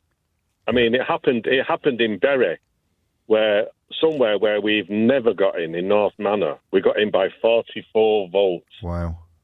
We got in. And other places in Bury where we've never been in, we're getting healthy majorities now. And so, yeah, we do need people to change their minds, because at the end of the day, I'll say this, James, if that lot somehow get in again, this country will not be worth living in. It's already bad now. But, it was worth it for one thing yesterday, James. I was watching Sunak's face at PMQs, or watching Starmer was like a cat with a mouse. He was playing with him at the end. And his voice as well. I mean this is why even I sometimes underestimate how powerful the right-wing media is, because I came on air this morning seeing it as a Labour story. It's not a Labour story. We needed to push back against the attempts to turn it into a Labour story, but it's a Tory story. How quick we forget not just what happened in 2019, but what happened at lunchtime yesterday. Yeah, well, Rishi Sunak was the first. He fell to pieces, didn't he?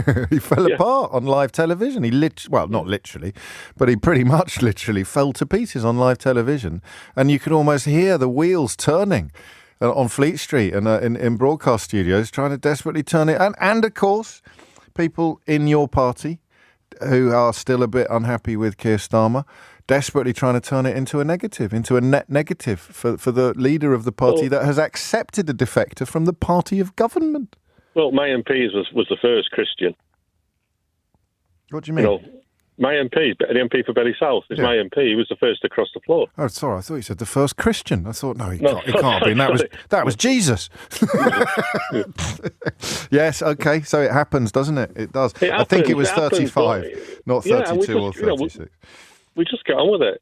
What do you say to people who, as a Labour councillor in Manchester, watching wards fall that have never fallen before? What do you say to people? Let me see if I can find one in my inbox. I probably won't be able to. Attacking the centrists and the liberals and all that kind of thing. And hang on, I might have one for you here.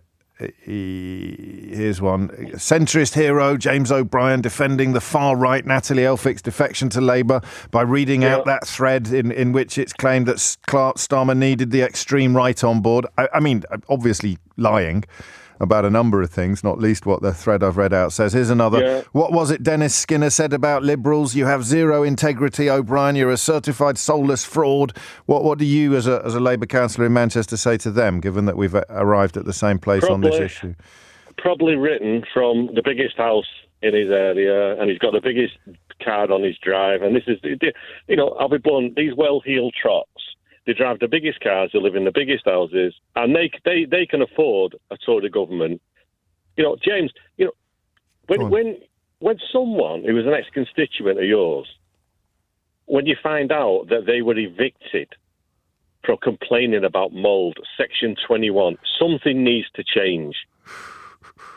Something needs to change, James, where people you can't do that to people, but at this time, at the moment in time, you can. When they can sack seafarers and bring in people paying minimum wage an hour, when you've got more food banks than McDonald's, when people are pulling their own teeth, when British kids are 3 inches, 76 mil shorter than the European counterparts, and I think we've got 20% of children in poverty. This has to change, James. And the only way it's going to change when we get, Keir Starmer in government. And that's the only way it's going to change. And the only way that's going to happen is if, and this is the bit that perhaps I think we both understand why people find this pill hard to swallow. You are going to need the votes of some of the people who voted for the people who did all the things you've just described, aren't you? Yeah, James, I find Brexit... Brexit we don't really talk about Brexit. We don't really talk about Brexit on this programme, Alan. I don't know where you got that idea from. I know, but the thing is, we have to say, look, the past is the past, but we need to move on. But this country will be worth living in. And when I see kids pulling out of schools, where I live, I think what's the future for them? And you got faith in Starmer to be transformative, then? Well, yeah, he's the most working-class leader we've ever had. James, I'll say this. I'm sorry I've not read your book. I will buy it. It's all right. It's not compulsory. I have read Keir Starmer's biography. Yeah, the Tom Baldwin one. The thing is, Starmer is a decent man, a decent human, and we've not had that. We have not had that. And goodness knows I hope you're right. I think everyone hopes you're right. But goodness knows we need it. I can see what a bit of decency does to British politics. Who was the last decent man or woman in a position of prominence in the upper echelons, the highest level of government, not opposition? Oh, wait. Alan, thank you. It is 11:56, very nearly. Mystery Hour on the way at 12. So we can all relax, or I can at least. You can't because you've got to come up with brilliant questions and answers, but I'll be relaxing, rest assured of that. Rohan's in Chelsea. Rohan, what would you like to say? Hi. So basically, I've been thinking about this Nicola Ethical. Nicola Ethical. Natalie Elphicke, mate. I mean, we all get a bit nervous sometimes, so I'll let that part. But Nicola Ethical sounds like a Viz character, doesn't it? Yeah. I'm sorry, I think I've only really read it in print mostly. Fair enough. So I feel like I've only got an hour and 4 minutes left on the programme, Rohan. I have to warn you of that. Sorry. So I feel like with the current slate of politics at the moment. Yes. So, the thing that I've been looking at recently, the thing that gets me the most annoyed is over the last 5 years, we've always seen this rotating cast of characters from the Tory party, and all of these random things always being screamed at about what is a woman, or about immigration or knife crime, and then during this whole process of everything that's happening, I'm always just sitting there who's making sure the lights are on? Yes. Who's making sure the water's running properly? Who's making sure the NHS is working? It's all fair and good having all of these arguments, but the country's falling apart. And I think that's the thing that's really driving me nuts about the whole situation. And I think we're finally getting to a place where everyone everywhere is just at a point where they're just you know what? We've had enough. It doesn't matter if we agree with each other. When you put it like that, it's genuinely extraordinary. So you've got Kemi Badenoch this week banging on about how slavery wasn't really responsible for any economic benefit to the United Kingdom. And as you say, who's making sure the lights stay on? Who's making sure that they're not pumping sewage into our rivers? Who's making sure that the e-gates at the airports are working, or that the checks at Dover on fruit and vegetables are going to be as low friction as possible? And they're all banging on about stuff that ultimately doesn't affect anybody's life, except possibly some people whose fortunes are built on slavery, who may have to put some back into the public purse. Do you know, I love that. Who's making sure the lights are on? Exactly. No one. I think that's what the issue I think that's what's actually happening. I think that's what's actually creating such a big swing for Labour at the moment. They just look like they want to get their hands dirty. No. It's more just people are just you know what? Yeah, forget all of the cultural politics or the what's the word? The word that eludes me at the moment. But forget all the cultural politics. Let's just get this country moving. Just moving forward. I think that's why the Tories are losing a lot of voters now. Or people are just abstaining because because whatever your party history might be, what partisan record may be, this vision and sometimes we're all so used to it, right, that we fail to notice the scale of it. You've just given me a bit of a head shake, a bit of a head wobble there. It's absolutely insane that these people, Honest Bob Jenrick and Kemi Badenoch, Suella Braverman, all of them agitating now for what's going to happen after the Tories lose the next election, which is, as I keep saying, not guaranteed. But who's actually running the country? Rishi Sunak using PMQs to have a swing at Sadiq Khan. Well, who's running the country? Who is even showing the vaguest appetite for running the country? Except the bloke who isn't. And he's just told Tory voters they can vote Labour. This is LBC from Global, leading Britain's conversation. Mystery Hour with James O'Brien. Good Lord, is it really already 3 minutes after 12 on a Thursday, you say? Well, that can mean only one thing. Well, in fact, you know what it means, because the man with the voice just told you. It's Mystery Hour, your weekly opportunity to achieve the sort of satisfaction not ordinarily available anywhere else on your radio dial. You have a question, bubbling away in your brain, a mystery, conundrum, a riddle, but you know it has a solution. It can't be sort of a rhetorical. And somebody else listening to this programme at this moment will know the answer to the question that you ask. You will ring in with the question, they will ring in with the answer. And somewhere in that process, the magic unfolds. Somewhere in that relatively simple premise, true beauty is created. If you don't believe me, stay tuned. If you do believe me, I'll just remind you that there is also a prize now available, which is the rather splendid Mystery Hour board game. In fact, I get probably, well, no, not when I've got a book out, but I get, hang on, I get more messages now about how much you're enjoying the board game than I have at any other point since it was released, which is incredibly gratifying. So do, and also I think it's moving into a space now where people who don't even know about the radio show are discovering the board game. And that is very, very gratifying because it's a really, really good board game, regardless of whether you listen to the radio show or not. If you listen to the radio show, it gives you a slight advantage. It gives you an introduction to the issue. But it works perfectly well, even if you don't. Could we please have the result of the Unhinged headline, James? Was it ever in any doubt? I'm a cyclist, but I can't stand them, and now I fully expect that one of these hunched morons dressed as an insect in lycra will one day kill me. That is the winner of today's Unhinged headline award by a country mile.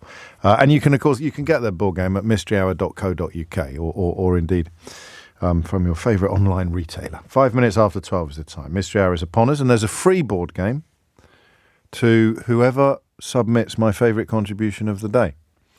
That is it. Management's decision is final, but you can find the full terms and conditions because it's a proper grown-up competition. This is. You can find the full terms and conditions at lbc.co.uk. So mysteryhour.co.uk to buy one, lbc.co.uk for the terms and conditions of the competition in which you can win one. Shall we crack on? I think we shall.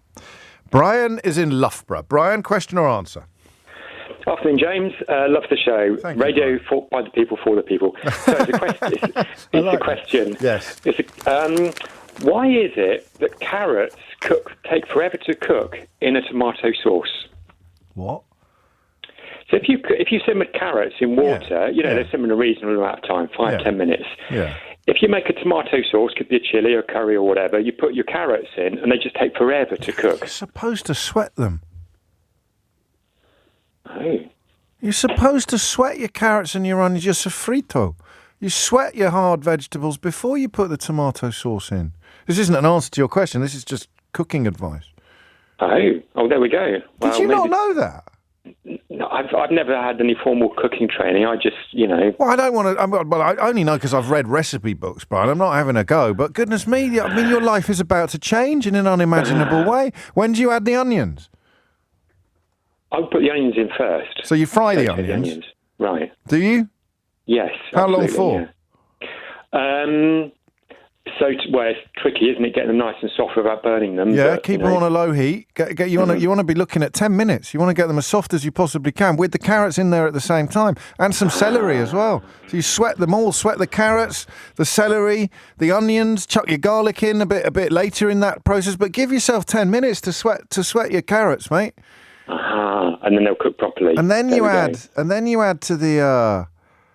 Then you chuck the tomatoes in. I think the Italians call it sofrito, don't they? Bingo. Well, there we go. You're welcome. Wow. So I don't know what the answer to your question is.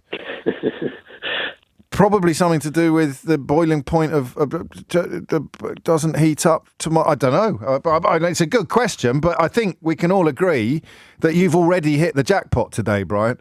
There we go. Well, I should phone up you for cooking advice more often. Right, no, that's the extent, really. I think that's about as far as I go. But I shall give you we should try and find out the answer. What a brilliant thing that is! You're going to have. Let me know, won't you, how you get on? Because the next bolognese you cook is going to be magnificent. Gone are the days of you having crunchy carrots polluting your bolognese, Brian. Seriously, it's going to change everything for you. But we will find out about why do carrots take longer to cook in tomato sauce than they do in water. I can't do everything. I'm not Delia Smith, but sweat just means you're cooking them not in anything. So think about it. If you're in the bath, well, you can actually sweat in the bath. I don't want to overcomplicate things. So you chop up your carrots, you chop up your onions, you chop up your celery. You should always have celery in your base. Lob it in a pan with a bit of oil in and keep it just on a low heat, low to medium, so that it's sweating, so that the heat is there, but it's not going to brown. And there you have it. You know what's going to happen, don't you? It's going to be a cookbook next. Hannah's in Manchester. Hannah, question or answer? Hello, question, please. Hello, Hannah. Carry on. So, why is it when you go on an escalator that's not on, so you're standing onto it, and you get the sensation of being pulled, even though it's not on? I think we've done this before, and I think the answer is that you think your brain is telling you that you're about to start moving. Okay. Because every single time that you have encountered that scenario before, you have started moving. Or maybe not every single time, but there is a relationship between your brain and your eyes and your body that is saying, prepare for movement. The message going from your brain, the message going from your eyes to your brain is, we're getting onto that moving staircase. Even if another part of your brain is saying, oh, look at that, it's broken. The message is still reaching your brain saying, look, we're getting onto that. Your subconscious is saying, we're getting onto that moving staircase, even as your conscious is saying, oh, what a shame it's broken. And then the brain sends the message to the rest of your body saying, brace for action, we're on the moving staircase. Yeah, okay. That's it. That's great. I'm very happy with that. I don't have any qualifications to point to or to cite, so I am going to leave it on the board for someone with at least an A level in a relevant subject to confirm, or indeed to make a mockery of me, Hannah, and reveal that I've just sold you a complete pup. But I shall get you an answer by 1 o'clock today. Thank you. Thank you very much. Take care. You don't want to be caramelising your onions at that point in proceedings, Gary. Honestly, well, I suppose you could, but it's about. He was talking about soft carrots, so you're sweating your sofrito. Mark is in Ceuta in Portugal. Mark, question or answer? James, hi. It's a question, please. Carry on, Mark. And just quickly, that full disclosure with Fatima Whitbread was top radio, 10 out of 10. Thank you, Mark. Okay. She's a magnificent woman. I think there's 10 of her. I'm doing a little bit, a tiny bit of involvement in her charity. And she keeps me up to date with all of her developments. And there must be 10 of her. The amount one day she's in another country meeting a minister of this or that or the other, and then she's campaigning here and campaigning there. She's a magnificent human being, Fatima Whitbread. One of my all-time favourite full disclosures. So thank you for that. Sure. Thank you. That came through big time. So I've got a question about wine. Yes. When I used to pick grapes in France, which I used to do regularly, they always told me that white wine, you want to watch that, it winds you up. Ça s'énerve in French. It winds you up. Is that a thing? Now here I'm in Portugal, and they tell me that white wine is bad for your bone joints, your knees and your hips and your elbows. Is that right? So, now, well, this is what they tell me. So I'm wondering, are these rural myths, or is it possible that the chemical constituents of white wine is so different from red wine that it could have a different effect on your body? Well, let's begin with first principles, will we? Go on. Does it? Do you recognise it from your own personal experiences? Absolutely not. You don't at all? No. I do. I've never. I thought it was just me. What do the French call it?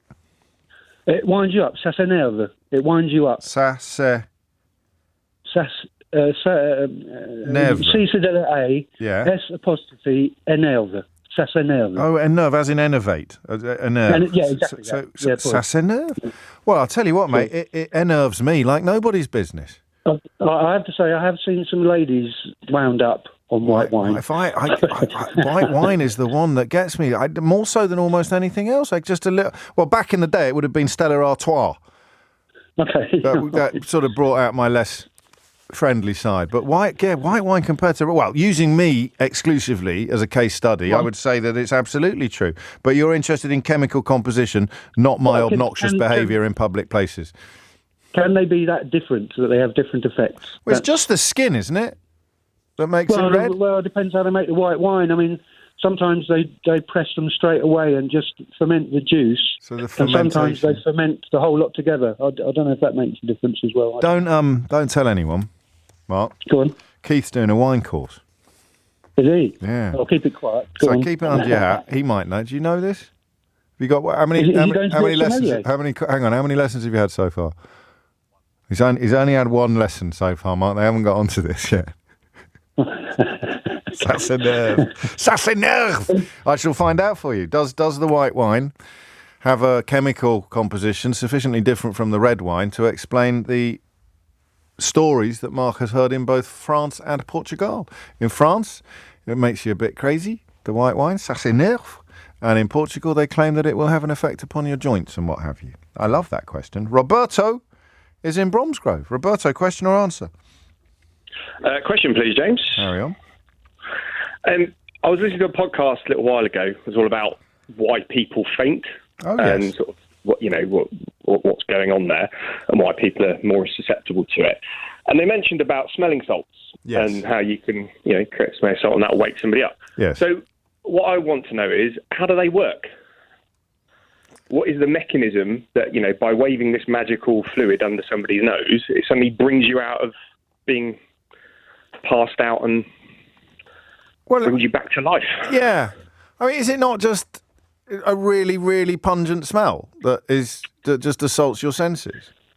I mean, potentially, but would that then work with any really pungent smell? Yeah. Could you just wave, Well, you could use ammonia. I mean, what's in smelling salts? Well, yeah, I think it is ammonia, from what I understand. But again, is it unique to ammonia, or is it? Is that what? So, what is it specifically? Could you use? What's a really pungent? So, could you use blue cheese or something like that? No, it's not quite this. It gets up your nose in a different way. It must be something to do with the speed with which the liquid turns into gas, I reckon, Roberto, or vapour. It turns into vapour so quickly it goes up your nose like a rat up a drain pipe, perhaps. I mean, very possibly. It's a great question. Is it something special in that ammonia or? It's a great question. What is it about smelling salts that makes them so good at being smelling salts? Yeah, exactly. This is what we want to know. Nice one. Thank you, Roberto. I grew up near Bromsgrove. Did you know that? I did, yes. Kiddie Way, isn't it? That's the one, yes. So you've got Chaddesley Corbett sitting just between us like a football. It's 12:16. Mystery Hour on LBC with James O'Brien. Nicola Ethical. That's perfect, wasn't it? And then, of course, Shaka then went on to make, not Shaka, Rowan went on to make one of the best contributions of the day. Who's making sure that the lights are on? Shaka, in my mind, because if I had to pick a top caller from the first 2 hours of the programme today, I think I absolutely struggle to put a cigarette paper between about 10 of them. I mention that because you can, of course, use Global Player to rewind live radio or to listen later at the Global Player app. But the 2 hours on Natalie Elphicke or Nicola Ethical, as I will now always think of her, talk about irony, a very, very special radio. For politics stuff, it was among the best we've done in a long time. And you're all doing the same joke, but I like it. So we've got this from Thomas. Chaddesley Corbett, didn't he get kicked out of the Labour Party a while back? And Mark says, Chaddesley Corbett, I went to Portugal with his sister. It is one of those names. It's a little village where I went to school. It's just outside. It's in between Kidderminster and Bromsgrove, which is why I mentioned it to Roberto. But I always thought it'd be quite a good name for a detective from the sort of Agatha Christie era. Chattersley Corbett, you know, like Hercule Poirot, but English. It'd be Chattersley Corbett. No? Oh, I don't know why I bother sharing this stuff with you. Jim's in Woking. Jim, question or answer? Question, James. Carry on, Jim. It's about groins. Oh, yes. Now, don't panic. We're talking sea defence groins, not groin groins. Groins with a Y. Absolutely. Carry on. How do they work? I've no idea. Well, this is going to sound most unlikely, but I've given this quite a lot of thought. Really? Yes. So I spend quite a lot of time in Norfolk, and there's quite a lot of groins in Norfolk. So it must be, because I think that the basis of your question is the presumption that the tide comes in and out in a sort of vertical fashion, right? Possibly. No, I should explain what a groin is. Actually, you can do it. You can explain what a groin is. I've been working since 10 o'clock this morning. Go on. Tell everyone what a groin is, do the Jim. work. Aren't groins simply the rows of planks that run vertically down the beach? Yes.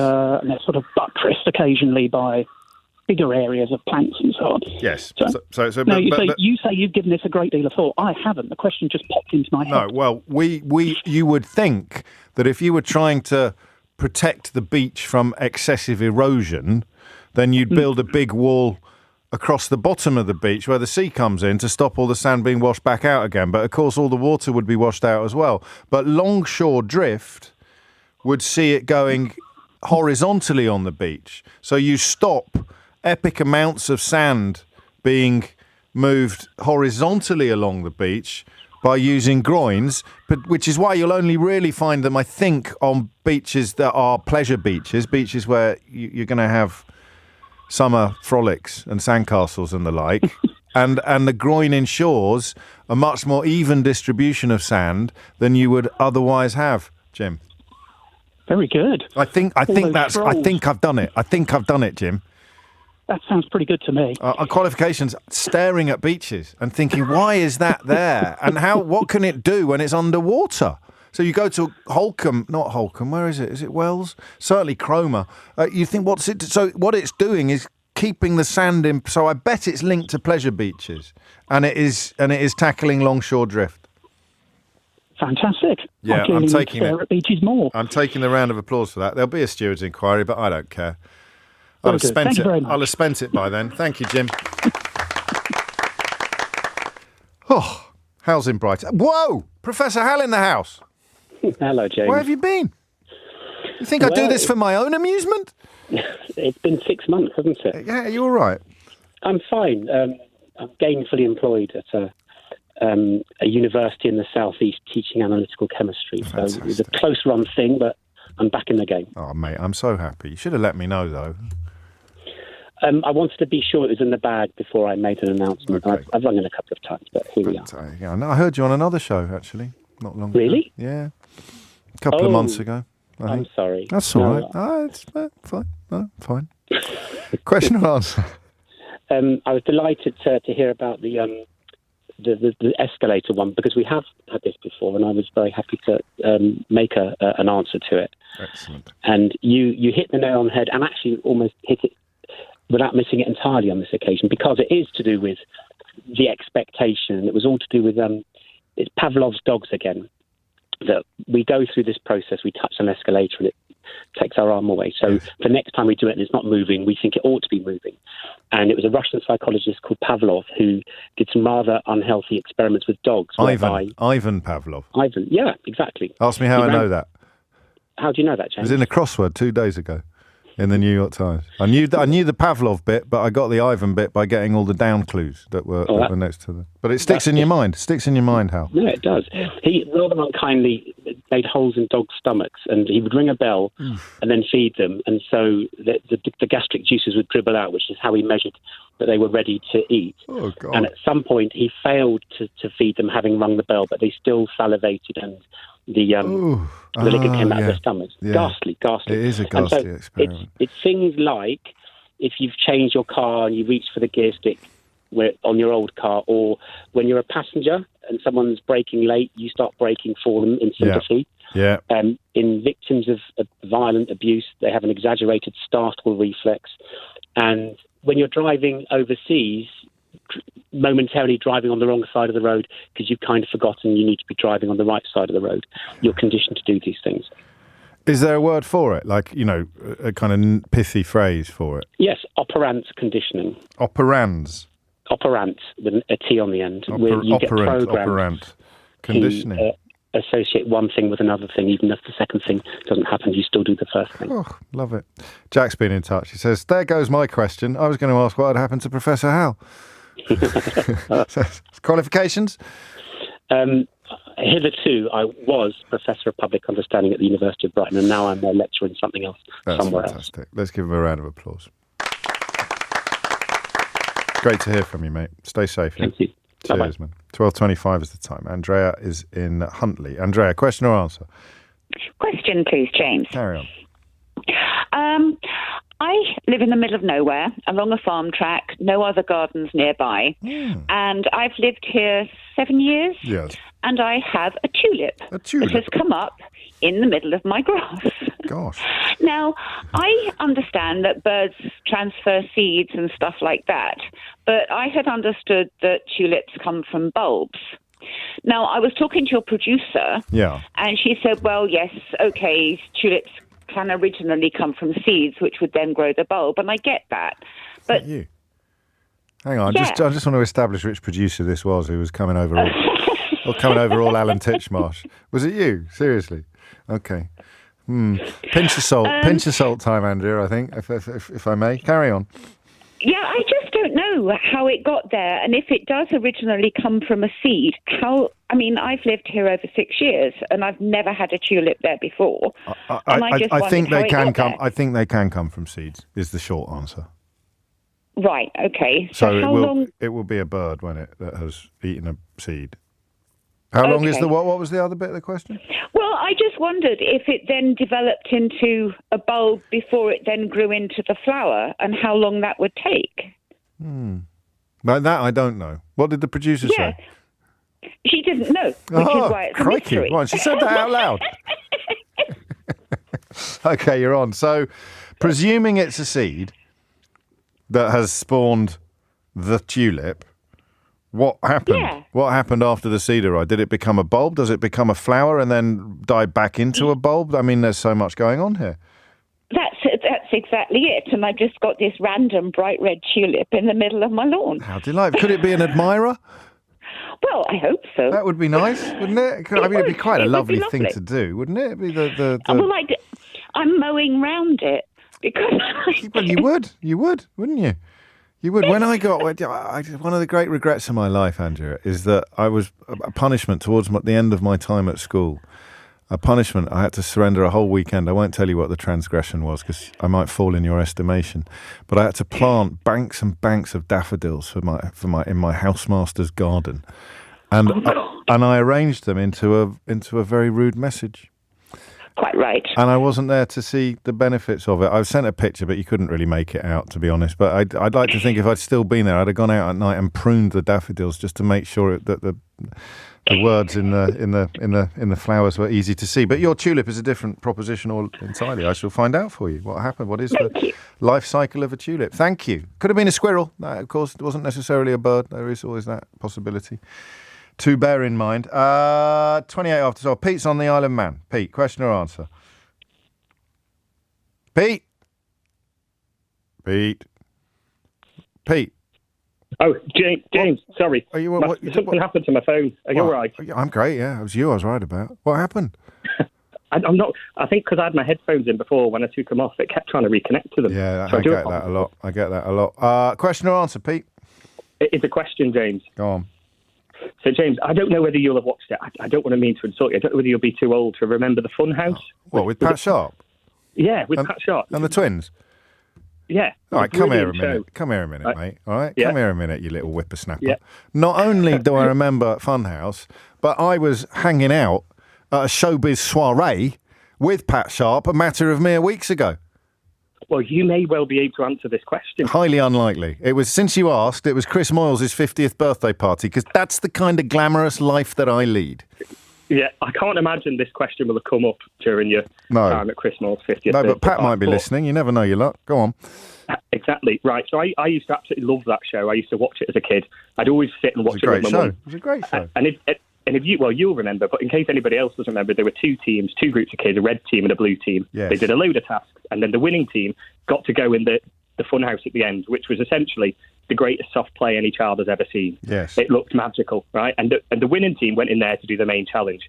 I remember when I was a kid, I used to get upset, and I'd say to my mum, "Oh, the losing team have come all that way. They don't even get in to go to the funhouse." Now, my mum used to say, "It's all right, I know the producer. They just let the losing team on to have a play once the cameras are gone." That's nice. Now, I'm almost certain my mum was just being kind to us. I don't remember her having any producer friends. But I think the only way I can actually find this out is through somebody that was either on the show or that produced the show. This has been preying on your mind for some time, Pete. It has, yeah. So did the losers on Pat Sharp's Funhouse get to have a go on the Funhouse when the cameras were off as a sort of consolation prize? Yeah. We've had some questions over the years on Mystery Hour, Pete. But I can confidently say that we have not had this one before. It's not in the board game, I've checked. No, you're telling me it's not in the board game. I mean, it might be in the booster pack that I think we're getting out later this year. All right, you're on. Fabulous. I mean, if Pat Sharp rings up, it really would be a winner. Let's not get carried away. We might get a twin. Let's not get carried away here, Pete. But he is. I can tell you, if you're interested, he's a really, really nice man. A really nice man. Yeah. He really is. You're on. All right. So did the losers on Funhouse get to have a go on the Funhouse? Because Pete's mum said, and she didn't know a producer at all, did she? I don't think. But you never know. Stranger things have happened. 12:31 is the time. Amelia Cox has your headlines. Mystery Hour with James O'Brien. This is LBC. It's 12:35. You're listening to James O'Brien on LBC. We want to know why carrots take longer to cook in tomato sauce than they do in water. But don't worry, I told Brian all about sweating. Escalator has been done by Hal. Is there a chemical difference between white wine and red wine of sufficient significance that it would explain why in France people believe that white wine makes you a little bit punchy? And in Portugal, it is believed that white wine has a deleterious effect upon your joints, for example, in a way that red wine doesn't. I mean your knee joints and your ankle joints, not your enjoyment of other substances. How do smelling salts work and why? I thought I'd done the groins, but I suspect there's a steward's inquiry on the horizon. There's a single tulip growing in Andrea's lawn, and we want to know what happened, because we thought they came from bulbs, but apparently they come from seeds. So at what point does the bulb... Just give me a tulip masterclass, all right? And then on Pat Sharp, whoop, whoop. On Pat Sharp's Funhouse, did the losing team get to have a go on the Funhouse? Because that's what Pete's mum told him back in the day after claiming that she had a particular beeline to one of the producers. What a lovely, sensitive young lad Pete sounds like, eh? Be sitting there watching a nice television entertainment and feeling sorry for the people that lost and thinking, oh, I hope they get And does his mum sound lovely as well? There's a lovely little vignette there of a beautiful domestic moment on the Isle of Man in the 1980s where little Pete said to his mum, oh, Mum, do you think the team that lost get to go on the Funhouse? And Pete's mum thought, do you know what? This is a cruel, cruel world. And life, as the great Thomas Hobbes famously observed, she thought to herself, life is nasty, brutish and short. And Pete will learn these lessons. But I don't want him to learn them yet, she said to herself on the Isle of Man in the 1980s. So she turned to little Pete and she said, oh, don't worry, little Pete. I know the producer of the Funhouse, Pat Sharp's Funhouse.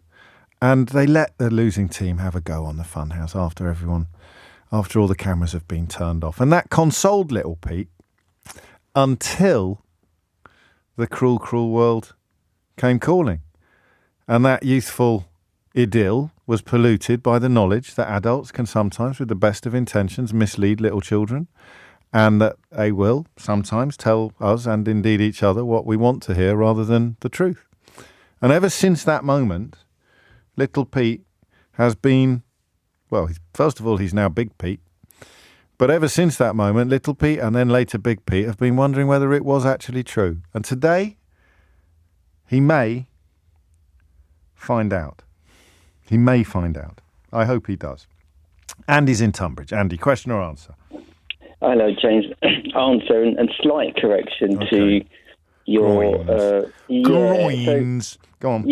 You're mostly right. The thing that is I would correct is it's not necessarily about pleasure beaches. It's also where we have coastal defences and the material needs to be kept in place in order to protect the toe of those defences. So longshore drift you mentioned, and you're quite right to bring that up.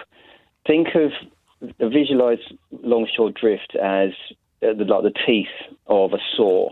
Yeah. Where you've got the coastline generally have a prevailing wind direction, which is usually oblique to the coast. Yeah. So material will be pushed up the beach on those waves as a consequence of that prevailing wind. And then when the water then recedes back into the water, the material then gets dragged down vertically. So you end up with the material being pushed along in this kind of zigzag pattern. So what we have groins in place for is to protect the loss of that material. Yes. So essentially, what you'll see is, if you look at groins, you'll end up with a pile up of material on one side and then a much lower on the other side. And what it allows us to then do is to regather that material and recycle it back to the beach. So we tend to have projects in, Environment Agency. We have projects all year round, particularly after the winter storms, where we recycle that material and we start bringing it back into the. So it has an environmental benefit as well as a pleasure beach benefit. Yeah, it's a coastal defence purpose. But this is a mere embellishment of my answer, Andy. It's not a correction, is it? It is, yeah. It's just a bit more detail about how the process works and the reason why and I we like do it, and you'll get a round of applause. But it is interesting that I work that out simply by looking at beaches and thinking. Yeah. Just think, well, what else could it be? They must be trying to keep it there for a reason. And if I'd thought about it for a bit longer, or if I'd been to more beaches, I probably would have realised, well, it's not just for sandcastles. It's also got a more profound purpose as well. And there it is. You've described it to us. Qualifications, I know you've alluded to it, but you know how this works. Oh, yeah, Environment Agency, various qualifications in sort of earth sciences. History Hour stalwart. Now that Professor Howe's back in the game, you're going to have to look to your guns, Andy. Round of applause, please. Greg's in Clapham. Greg, question or answer? Question. Carry on.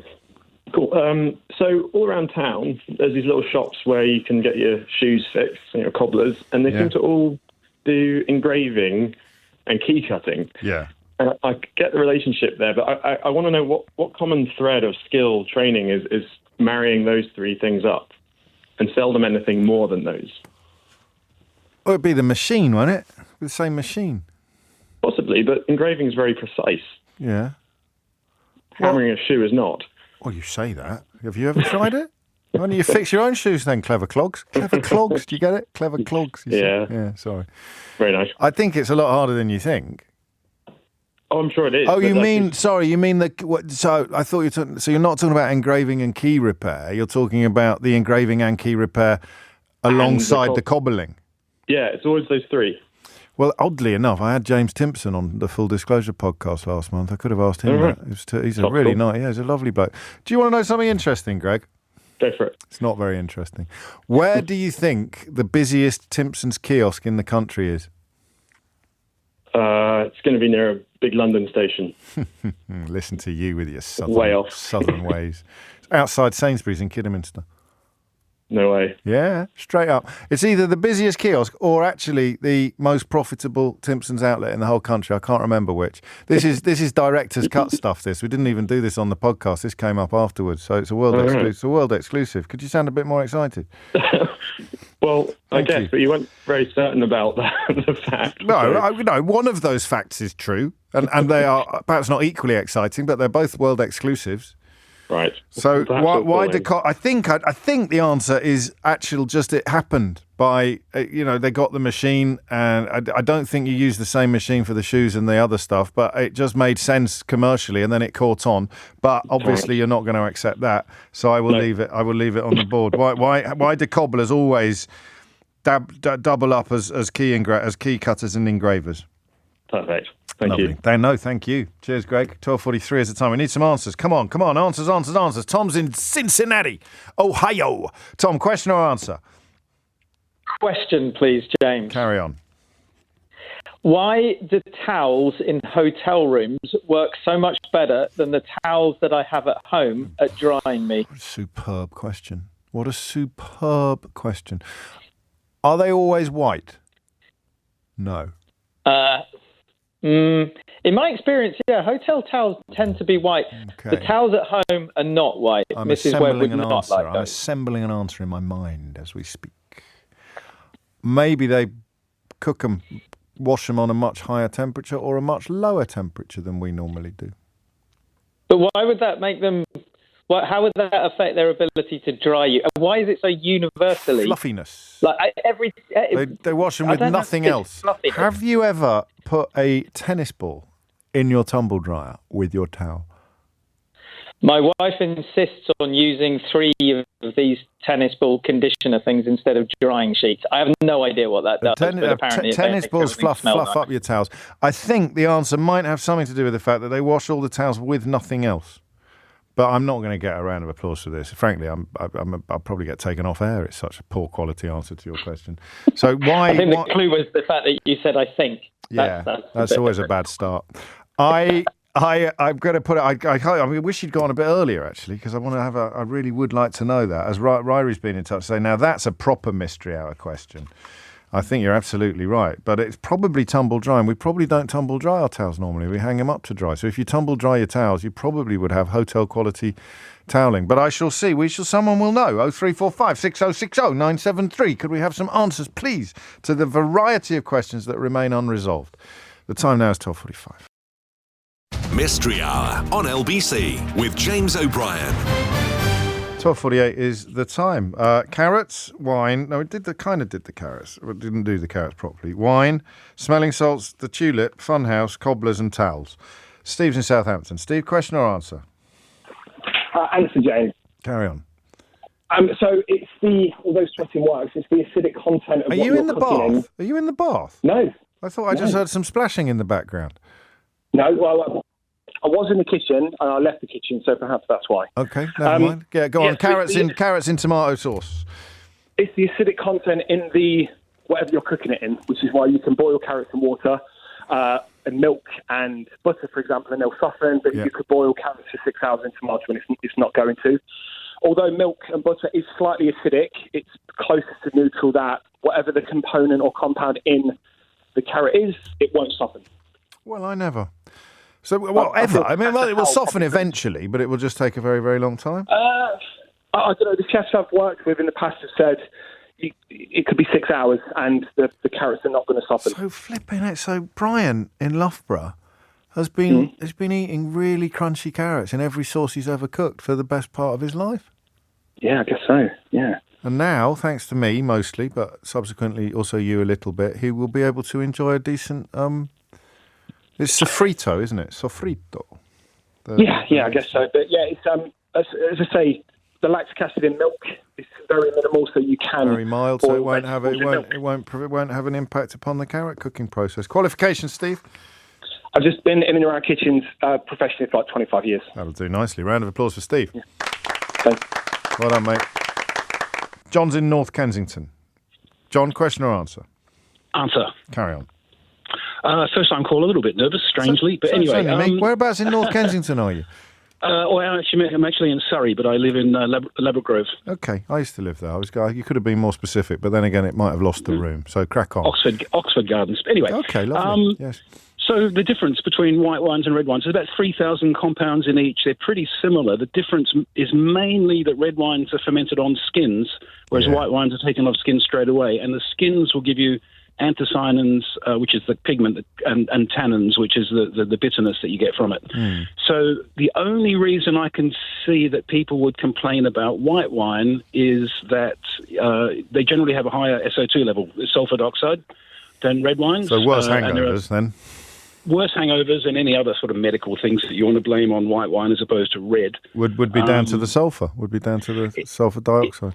It would be. It's a lower pH as well, which makes the sulfur quite sort of abundant. What was the phrase? Did you remember? Sassevre, Sassenerve. Have you heard that phrase before? Sassenerve, no. Sassenerve.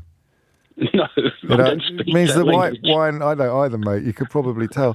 The idea that the white wine makes people a little bit tasty, John. A little bit a little bit R. You know. Well, not really. The white wine's generally got a lower alcohol content than red wine, especially these days. Yeah, but you drink it quicker. 14%. You drink it Yeah, quicker. you do because it's cold and it's refreshing. So that it might just be that, mightn't it? It might just be that if someone did some research, per glass intake's probably higher per hour than it is with red wine, with a white wine, especially on a hot day. There's also the histamine question. With red wine's got more histamines, which are meant to be good for you. So, qualifications? If you're not allergic to them. Qualifications? I'm a winemaker. I'm an international wine consultant and a chief winemaker at Denby's.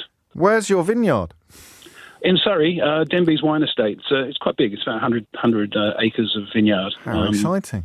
How's business?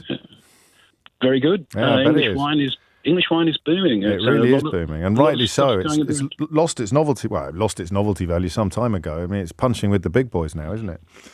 It is. Sadly, it's difficult to keep the prices as low as the multiples want them. But yeah, no, it's all good. Do you do a fizzy wine by any chance? We do. What are you complaining about? You'll be able to sell it in pint bottles soon, John, and your world will be transformed. Oh, that's great. Oh, yeah, I mean, it's just one of the so many benefits of breakfast. That's it. We can have pint bottles. No one's ever expressed any particular desire to either manufacture or buy them, but hey, Brexit! Yeah, that's great. Round of applause for John. Good work, mate. I shall find one of your bottles and drink it this very weekend, because that's research. I always like to do a lot of research on the programme. Lovely answer from John. 12:53 is the time. Sam's in Amersham. Sam, question or answer? Hi, Dave. It's an answer for you on the tulip question. Oh, good. Thank you. So I didn't hear the question. I only heard your summary, but I gathered that a tulip has bloomed in a lawn for the first time after 6 years. It's the only flower ever to appear in that lawn. It's the only tulip for 400 miles. A 400-mile radius. It's the only tulip. I made up the last bit. I don't know about the 400-mile radius, but tulips can be grown from seed. They rarely are, because they take such a long time to come to the point where we know them as a big, full, flat bloom.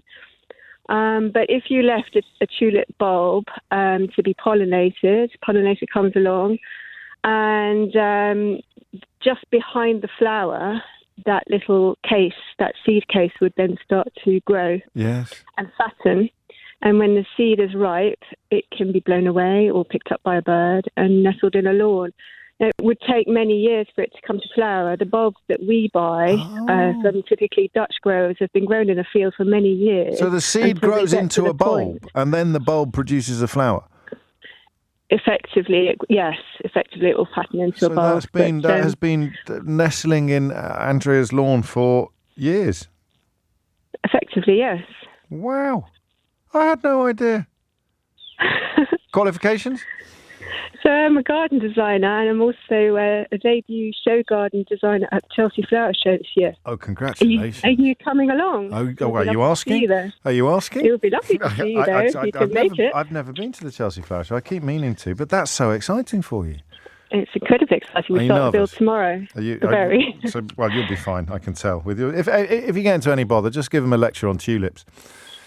You'll be laughing. Unfortunately, we haven't got any tulips on the garden, but we do have other bulbs. How exciting. Well, congratulations and good luck. But regardless of what happens at Chelsea, Sam, you've got a mystery hour round of applause. Thank you very much. So you're already a winner. 12:55 is the time. Maria is in Barnet. Maria, question or answer? I think it's an answer, I hope. Somebody. So the guy that rang earlier about the towels, about them drying and how long it takes, there's difference in towels that you get at hotels and at home. The reason I know a little bit about it is because a while back we bought some towels for home and they weren't the same. They weren't drying the same as the towels we had previously. And it got me quite interested into why there's different towels. Yes. Yeah, so I looked into it and I discovered something called GSM, which stands for grams per square metre, I believe. Yes. So that's why some towels actually will be heavier than other towels. So the lighter the towel, they say that the quicker it takes to dry. But how does that play into the hotel versus home? So the hotel towels, they all tend to be, from what I remember reading into it, they were like about 400 GSM, which are quite heavy, a lot heavier than the ones we have at home. So they're thicker. They're a lot thicker. So and they go in industrial drying machines. And if you haven't got an industrial drying machine, you can't really be messing around with a 400 GSM towel. No, that's right. And adding air, obviously tumble drying them and adding the air to them makes them more fluffy naturally. But the higher the GSM, the better the absorbency. Yes, exactly. Yeah. I think you've only gone and done it, Maria. Oh, I don't know. Well, it's so boring, isn't it, knowing about towels? It's not remotely boring. It is. If you go to the supermarket now and look at labels on towels... Hang on. I didn't mean to encourage you to go further on this. I hope that's answered the question anyway. Let's find out. Yes, it has. Look at that. Look at that. A round of applause. Thank you, Maria. I love that. I shall now look out for GSMs on the towels. In fact, I may raise the issue with Mrs. O'Brien when I get home. Oh, no. Not a steward's inquiry, Rosa in Edgware, surely. Hello. Hello. Yes. Can you hear me? Loud and clear. Okay, perfect. Now, what the previous lady was saying is all true, but really the reason, particularly they dry better, is because like every other item made for commercial use, they are better quality. Have you ever heard those commercials? Oh, buy this towel, they are hotel quality towel. Any item they use a commercial way, like in a kitchen. If you buy an oven, it's for a kitchen. It's going to cost 3 times, 4 times more than a normal oven. Why? But because it gets used so much more. Because it's never off. It's never off. I looked at ovens recently that were catering quality. I didn't understand what it meant, except that they were 3 times more expensive than all the other ovens. But that's why. Because the quality. So the towels are going to be so you're adding a new dimension to the answer that we got, rather than challenging it. There is qualifications. The qualification, yes, I've been in the industry, commercial industry for a while. So if I could just add, yes, they need. If I could just add one last thing about the towel, they get washed so much more than normal towels, so they must be made of a better quality. You'd hope so, wouldn't you, Rose? I don't want to be using someone else's manky old towels. Exactly. Environment or no environment. Well, round of applause for Rosa. We didn't get a Pat Sharp. What? We didn't get a Pat Sharp answer. We didn't get. I'm going to give Pete the board game then, aren't I? Good little Pete. Little Pete gets the board game. Big Pete gets it, but it's really a present for little Pete. And that question, I will get an answer to that question one day. I need to offer an apology. Apparently, I'm told by many people who enjoy the Breakfast Show on Radio X, it wasn't Chris Moyles' 50th birthday that I attended. It was actually his 30th. And that is my mistake, and I apologise for it wholeheartedly. If you missed any of today's show, you can listen back on Catch Up on Global Player, the official LBC app, where you can also pause and rewind live radio. Download it now for free from your app store or head to globalplayer.com. Coming up at 4 on LBC, it's Tom Swarbrick, but now it's time for Sheila Fogarty. Now it's time for Sheila Fogarty. Now it's time for Sheila Fogarty. Now it's time for Sheila Fogarty. Now it's time for Sheila Fogarty. Now it's time for Sheila Fogarty. Now it's time for Sheila Fogarty. Now it's time for Sheila Fogarty. Now it's time for Sheila Fogarty. Now it's time for Sheila Fogarty. Now it's time for Sheila Fogarty. Now it's time for Sheila Fogarty. Now it's time for Sheila Fogarty. Now it's time for Sheila Fogarty. Now